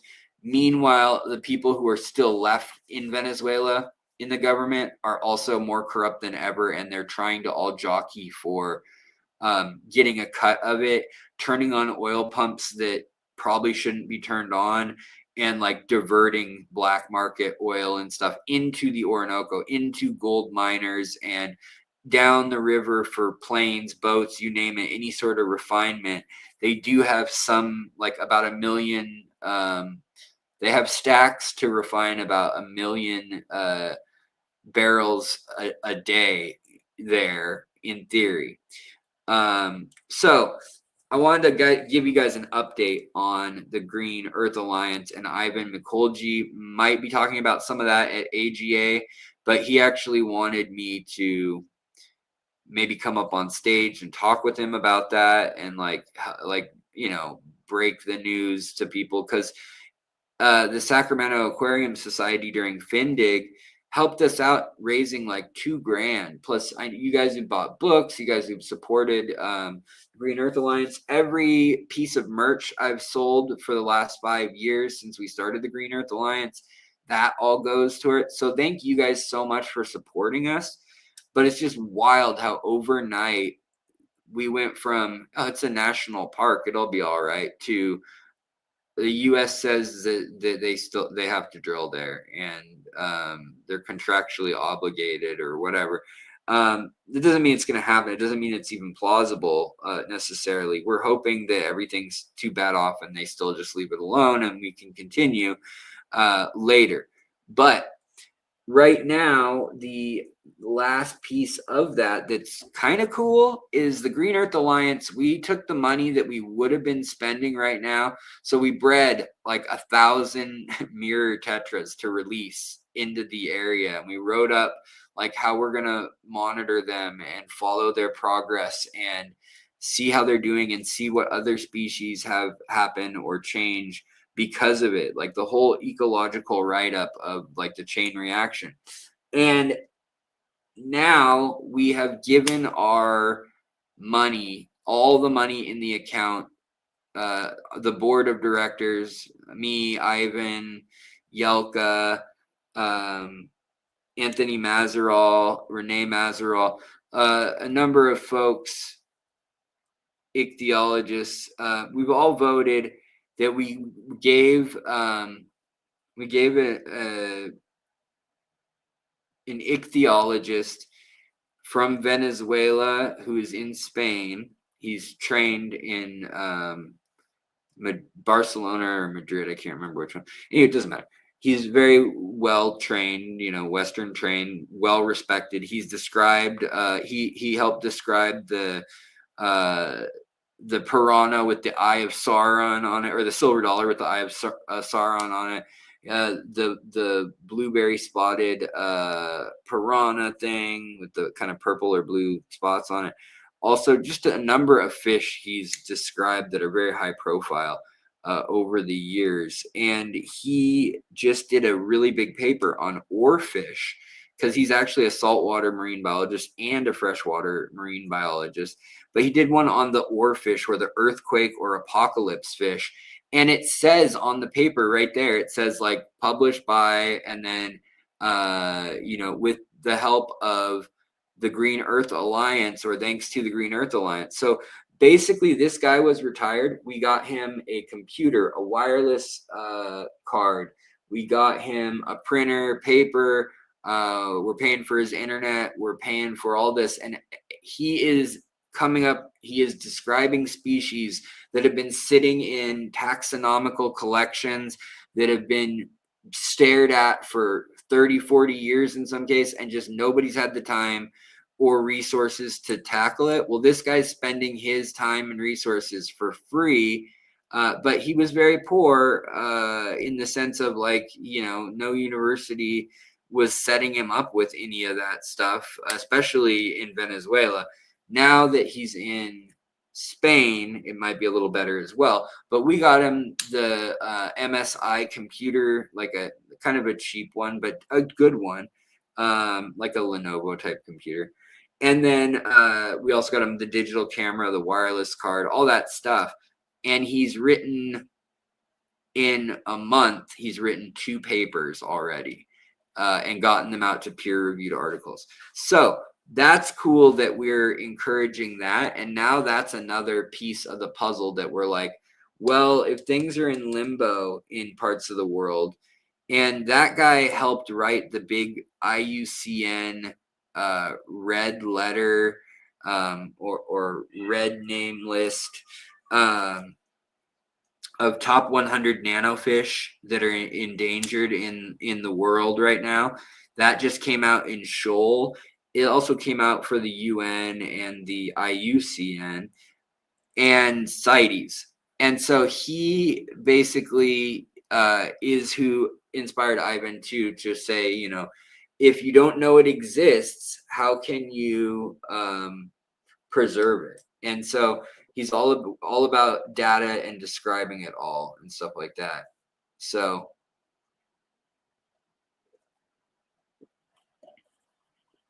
Let's see here. People are trying trying words. He's trying words.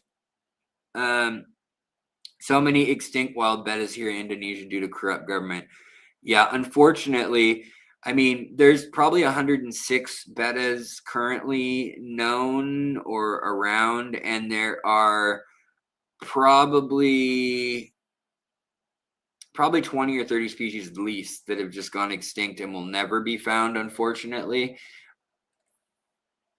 There's still probably, it could be as much as another 100 that will be eventually discovered, though. So don't lose faith completely. At least you can keep most betta pretty easily in captivity and try to keep a population going. But not always. So yeah. Mick, what did I win? Okay, let's see here. Sorry guys, just burped. Not your fault. Nothing is as it was anymore. Yeah, I know. Arkoff, Amazon Research Center for Ornamental Fish. Yes, and Green Earth Alliance. Thanks, Mick. Appreciate it, brah. Dr. Pepper time for the ad. Oh, is there an ad? I'm sorry. How long have you been in the hobby? I have had a goldfish in a cup since I was 5 years old, and I went to a carnival and I won it at 5 or 6 years old. How long have I been in the hobby seriously? Age 12, I started breeding. 11 or 12, I started breeding snakeskin purple metallic guppies. That was all the rage. I paid like $50 at that point in time, which was a lot, in a mail order thing in like a Boy Scout or some other, what was it, a nature magazine or a Boy Scout thing? I don't remember what it was. Maybe it was it could have been a pet magazine. But I ordered, the guy who later would set up Guppy Train, this older guy, kind of old kooky live bear nut, had like 200 strains of guppies in his house in Montana, but he would only talk to you via like handwritten letters or his phone that you could hear him dialing with the rotary dial. And he'd write down what you wanted, and like a month later, they'd show up. Little baby, really high quality guppies. I hear he fell off after a while, but anyways, that started my obsession with genetics and like, oh, I can breed baby fish, and they have all these crazy colors you can mix, and it's like so fun. So I did that until I started selling on eBay when eBay came out when I was a teenager and all that.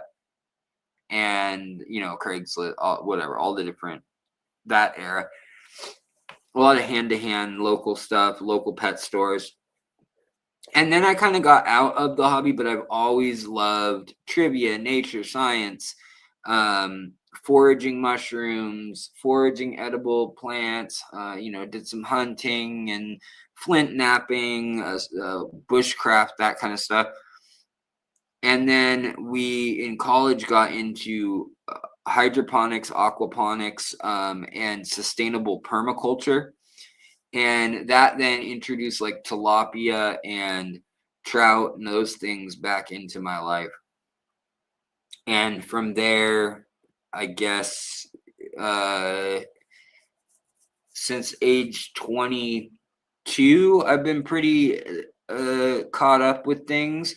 But I didn't get into planted tanks until I saw a video by Amano about 15 years ago. And then really what set it off was about 12 years ago, right after I met Laura. I had kept some tanks with like bulbs or lilies in the past at just like 1 to 3 or 4 tanks at most. And as soon as as the channel started developing and I got hit by lightning and I was down for the count, stuck at home, looking at my world, literally laying in bed with these aquariums on either side of me, it blew my mind. When I got better, I went and got an apprenticeship at Aquarium Zen, learned how to do some aquascaping and some Iwagumi specific style work. And I've been obsessively full-time 20 to 60, 70, 80, sometimes 90 hours doing something remotely fish related for the better part of a decade now. Yeah.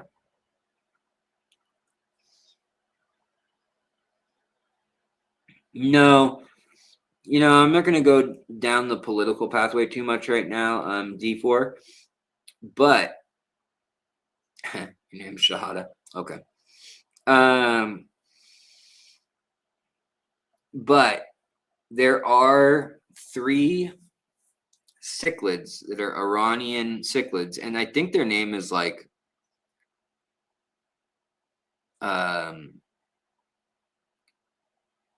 what is it? It's something about,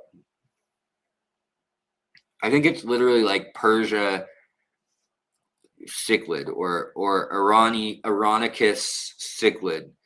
Oh, I know. D4 Shahada, it's not you being political. People will assume anything asking about our Iranian fish on the market still. The truth is there aren't many ornamental fish that come out of that region. There are a few that kind of skirt the area on the Turkish border, like some loaches and like river fish kind of stuff, but not in any large way at all. But there are some kind of like dojo loach type stuff. There's also some like bitterlings and things like that. More game fish, catfish, big, pike, bigger fish, stuff like that. And then down in the south, there's like the tilapia and cichlids. So I think like it's like tilapiensis or Oreochromis ironicus or Persiania or one of the something like that. But they can withstand. They're like the soda lake cichlids, and they can do really, really well in very hot, like 90-degree Fahrenheit water, low dissolved oxygen, high sulfur content, high nitrates. Kind of interesting. Are you planning on doing any Iwagumi scapes? I remember watching an old video of yours explaining it. Yeah, I have a number of live streams. That's the other thing is YouTube splits up your videos from live streams and videos and shorts into 3 separate tabs, which is so obnoxious depending on what browser and what app settings you're using. But it's so annoying because I might have a really good live stream where I went over that and I stayed very focused. There's no cross chatter or anything. And I go over the fundamentals of Iwagumi aquascaping, which I have 2 streams of. I have one on the rule of thirds and if the golden ratio is really a thing, what that means and how to apply it or how we do, and like where these ideas came from versus kind of these unspoken rules that we seem to have with things with scale and stuff. So I've got a lot of videos about that topic actually. But if they're a live stream or a standalone video and not just a short, a lot of times people don't see them when they search. So search at Fishtory, one word at Fishtory, and then space plus space Iwagumi. And you might need to do even in parentheses or in quotation marks, all of that or the Iwagumi. So that should get you hopefully more access to it, but that's something I could redo because I literally did a sketch on a whiteboard and on a screen on the glass of an aquarium that we were doing. And that, yes, that is something I would like to redo, maybe even in the living room as one of my lower tech aquariums in the long run, is something like that, another Iwagumi. Fishtory, I started freshwater tropicals back in 1963 with neon tetras, 8 for $1. Nice. Pretty awesome. I'm 13, doing lots of these large 20+ gallon tanks. Well, right on, good for you, man. Be passionate about it. Do what you love.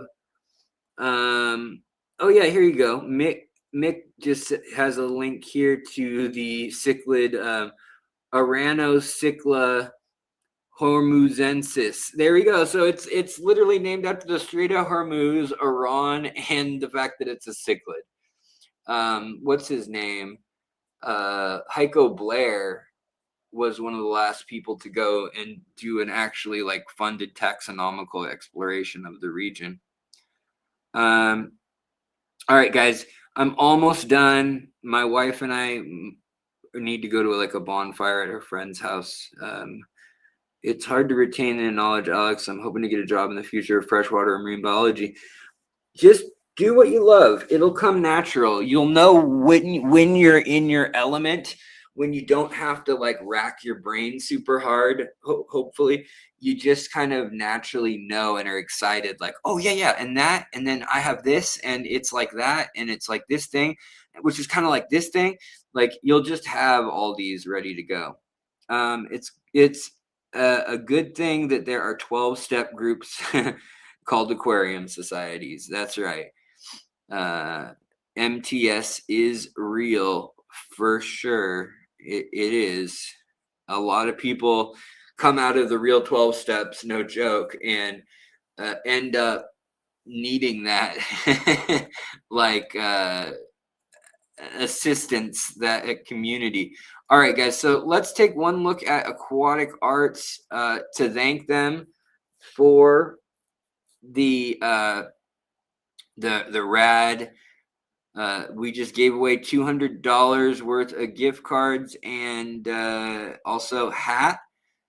The hat, let's see here.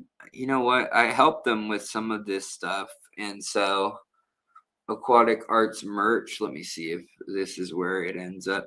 Oh yeah, here we go. So the hat is a beanie. It says easily distracted by aquariums. It's either a hat or a mug. I think you might get a pick, and then some stickers. But honestly, I don't know why that got so expensive. Oh, it's the mug and the hat, $42. But still, that's a little expensive. Also, there's some custom pleco art here from somebody who works with the crew there. And yeah, I just thought I'd show you those because those are, oh wow, they're out of stock. Oh, they have one more of each, so they might have to just give you cash. But the other thing is they have the live where are all those supplies? Live, did I miss? Oh, live foods right there. So this is the thing that I've been working with Aquatic Arts towards, trying to get something going on. Do I have their beanie? I do, and I tried to find it for this, and I can't freaking find it. Yeah, also, John, there's not just pupfish, but Athosinian, or kind of like killifish or top minnows, that are very pretty from like Yemen, Oman, Iran, Arabia. Pretty interesting and cool looking. So here, which is cool, is right now we've got a 25% discount right at the top. You can see here. And then if you wanted that, you could get live micro worm or Panagrillis species and get it from Aquatic Arts.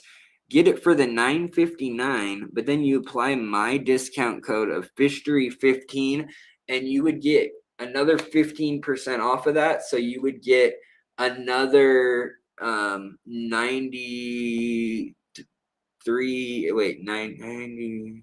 like another $1.20 or $1.30 off of that $9.50 price. So you're probably down to like $8.20, which is nice for a 2-ounce starter portion. And you just have to do the math and read, each thing because it's all going to be different. But then they also have the white worm fly larva starter stuff. Ugh, I hate those things. I'm sorry. Also, they have green water, only $7.99. That's a crazy good deal. If you just can't get it started with your lamp or whatnot, it could just be that you don't have that peak capacity of biological compounds and amino acids and all that stuff, and that'll get you going. Vinegar eels, only $12.99. They get you going with those.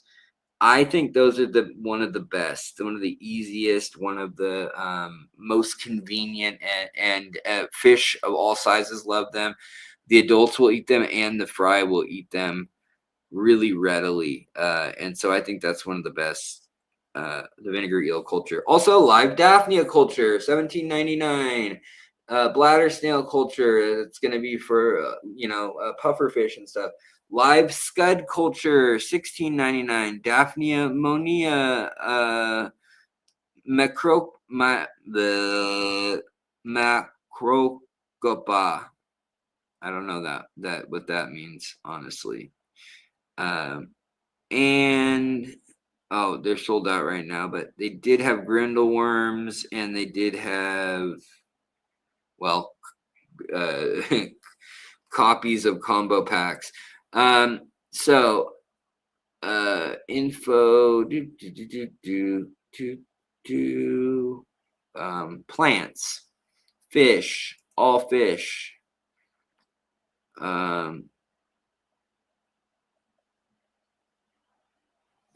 So they've got some cool fish right now. They've got some nice rice fish. Yeah, they're a little expensive. When you look at them at first, you're like, oh, I don't know if I'd spend, $30 on a fish like that, but on those fish, but they're a good deal if you know what they go for normally, definitely. Yeah, lots of cool stuff. Gold tin Winnie Daniels is still an incredible fish. Only you get 3 of them for $25.99. Plus, then you get 15% off. So, pretty awesome deal. Red tuxedo platies, wag, all sorts of cool stuff. They've always got really fun stuff. But the other thing I wanted to look at beyond all this was they do have good oddball, kind of flat to the ground fish. Lots of plecos, paruelas, things like that. Yeah. Also, they've got some wild. Whoa, there's a deal. Green Betta Maha Chiensis from $31.99. And let's see. Male, female. See, is there even a pair? No. Dang, no pair right now. That might come back, though, with popular demand. They'll probably try to buy more. But in any case, lots of cool stuff going on there. Invertebrates, they've always got cool stuff going on with snails, with the black devils, spikes, all sorts of stuff going on that's funky, fun, and free. Crabs, invertebrates, crayfish. Sorry, guys, my head just started throbbing. So I'm gonna need to wind things down here and check that nobody else made themselves a bunch of money. But yeah, look at this. We've got electric blue, procambrious crayfish, imperial purple crayfish, Charax, Alcea, and then the neon red or orange one. Pretty cool. Procambrious, Clark's eye. These you might need to check if they're legal where you are in certain jurisdictions. I'm not sure. CPO, same deal, but these are super cute. They're pretty aggressive, but they're small enough that the blue ones and the orange ones they can manage in certain tanks. If you put them in with the big boys, they'll play tough. Electric blue crayfish, the thunderbolt crayfish, all super super cool. And then the last thing we were going to look at, invertebrates. We got they've got springtails and isopods, which is cool. They're doing the lilac springtails and isopods, the white ones, the dairy cows, the orange powder, which is pretty cool, the creamsicles. And soon I think they're going to be breeding back the Oreo crumbles, samurai soldier. I mean, they've got a number of these different lines, and I think yeah, you get 10. So for $14.99 plus the discount, you get 10. So there's a mix of them. So I mean, if you want them for cleaning up detritus in your tank, if they're aquatic, get them. Let's see here. Then we've got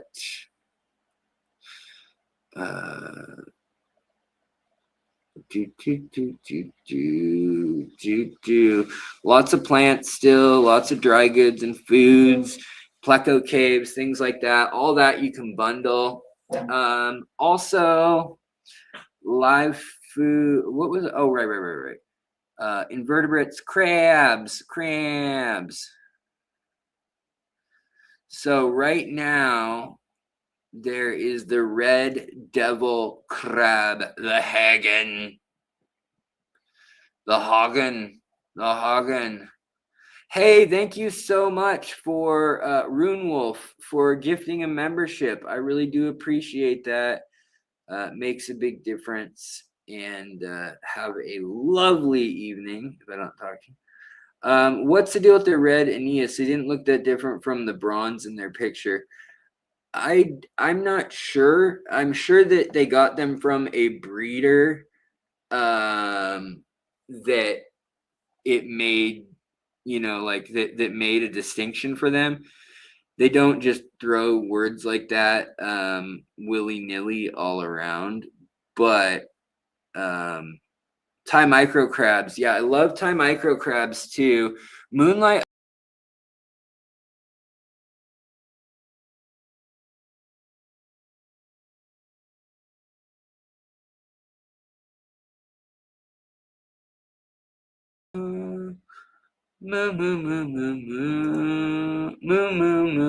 Moonlight Aquatics has some micro crabs too. Moonlight. So, anyways, we got a handful of these new ones in here. We've got the pom crabs, obviously. Those are really, really tiny. Wow, really tiny ones. $18.99. I mean, these are like not even a dime, the size of a dime. Same with the Thai micro crabs. They can be extremely tiny, like smaller than a dime. So people beat themselves up over losing them, and they actually dig into the substrate and hide, and they can fall asleep for like weeks. So don't worry about them. They do their thing. But yeah, then they've also got the Halloween Geosarma bicolor. They've also got the carnival crab, which this one was really popular last week, I think. Yeah, look at that. Just look at those colors and the markings on the pinchers. Just the whole thing is so beautiful. All right, you guys. Well, I am looking over here in the stream, making sure that I didn't see any other things that set off giving stuff away.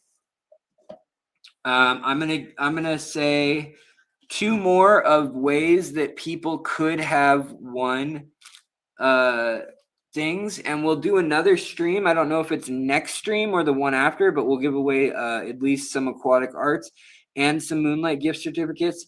We'll give a couple $100 more away again, because that's what we're about here, you guys, about giving and about learning and teaching. And we don't all need to get along. We don't need to all like talk about the outside world and things like that necessarily, unless it applies to our fishy fish.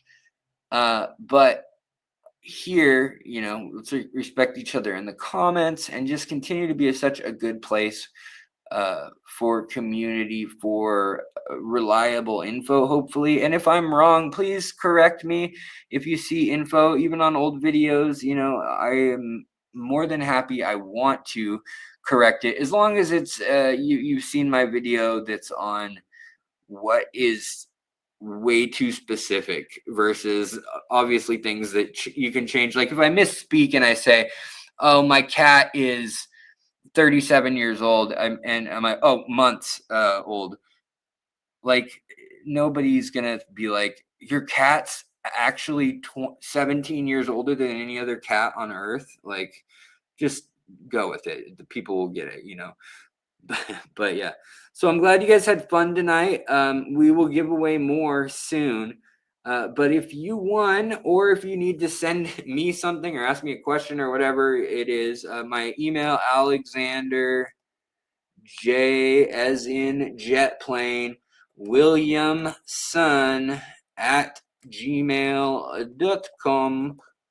And no spaces, no funky, no fillers, no dots, no dings. Mick, good to see you. Thank you, my liege, my lord. Yeah, I'll try to stay healthy. It'll be hard with not going to the AGA, but such is life. There'll be more at some point. So yeah, Sunny and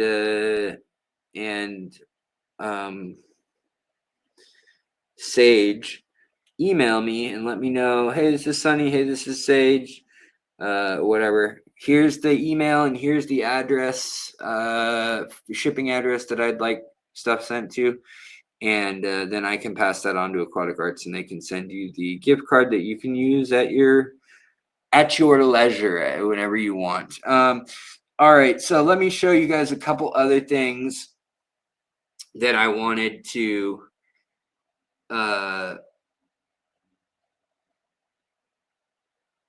so one was going to be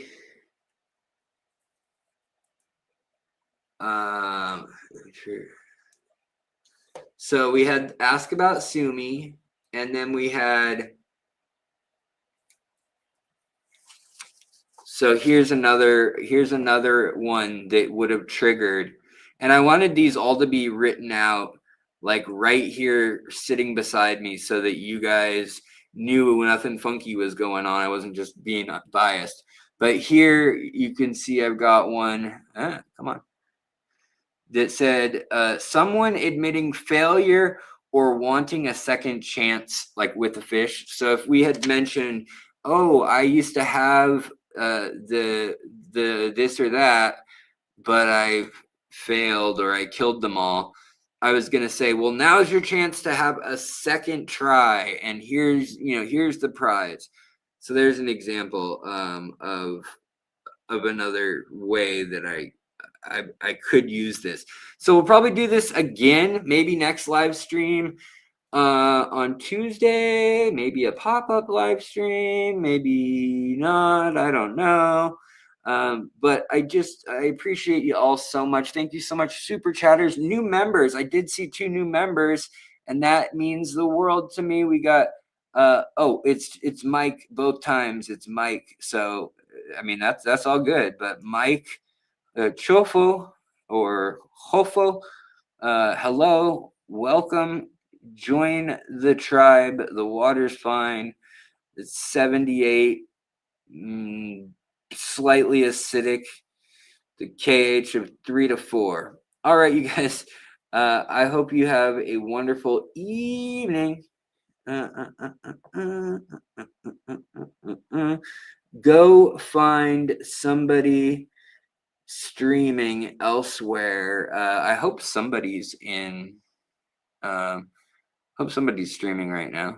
I don't know. Is Stephen P or somebody like that? Anybody? Well, I'll let y'all talk amongst each other in the chat. And again, congratulations to the 2 new winners. Get a hat that says I already forgot what it said.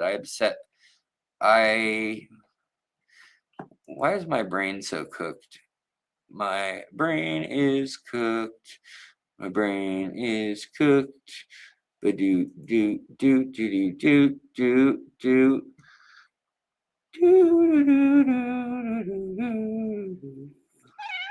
Hi, baby girl. I love you. Someone got there. They got gift cards because of you, baby girl. Because you said hi. You say hi, honey.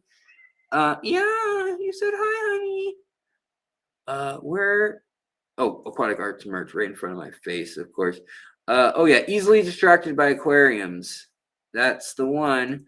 That's the hat. Easily distracted by aquariums. $75 gift card. We'll get that going out to Sunny G and to Sage. And I'm glad two great people got it. And we will have more of that. We'll have more of this game. And we will see you guys soon. Stay tuned for videos, shorts, whatever content. Just check back in. It means the world to me when you guys do that because I can't ask for anything more than that. So I'm definitely fortunate and that we got such a cool community. But I'm kind of crashing tonight energy-wise, so let me get out of here. Have a wonderful night, and I'll talk to you soon. Tell your friends next live stream, might be worth watching.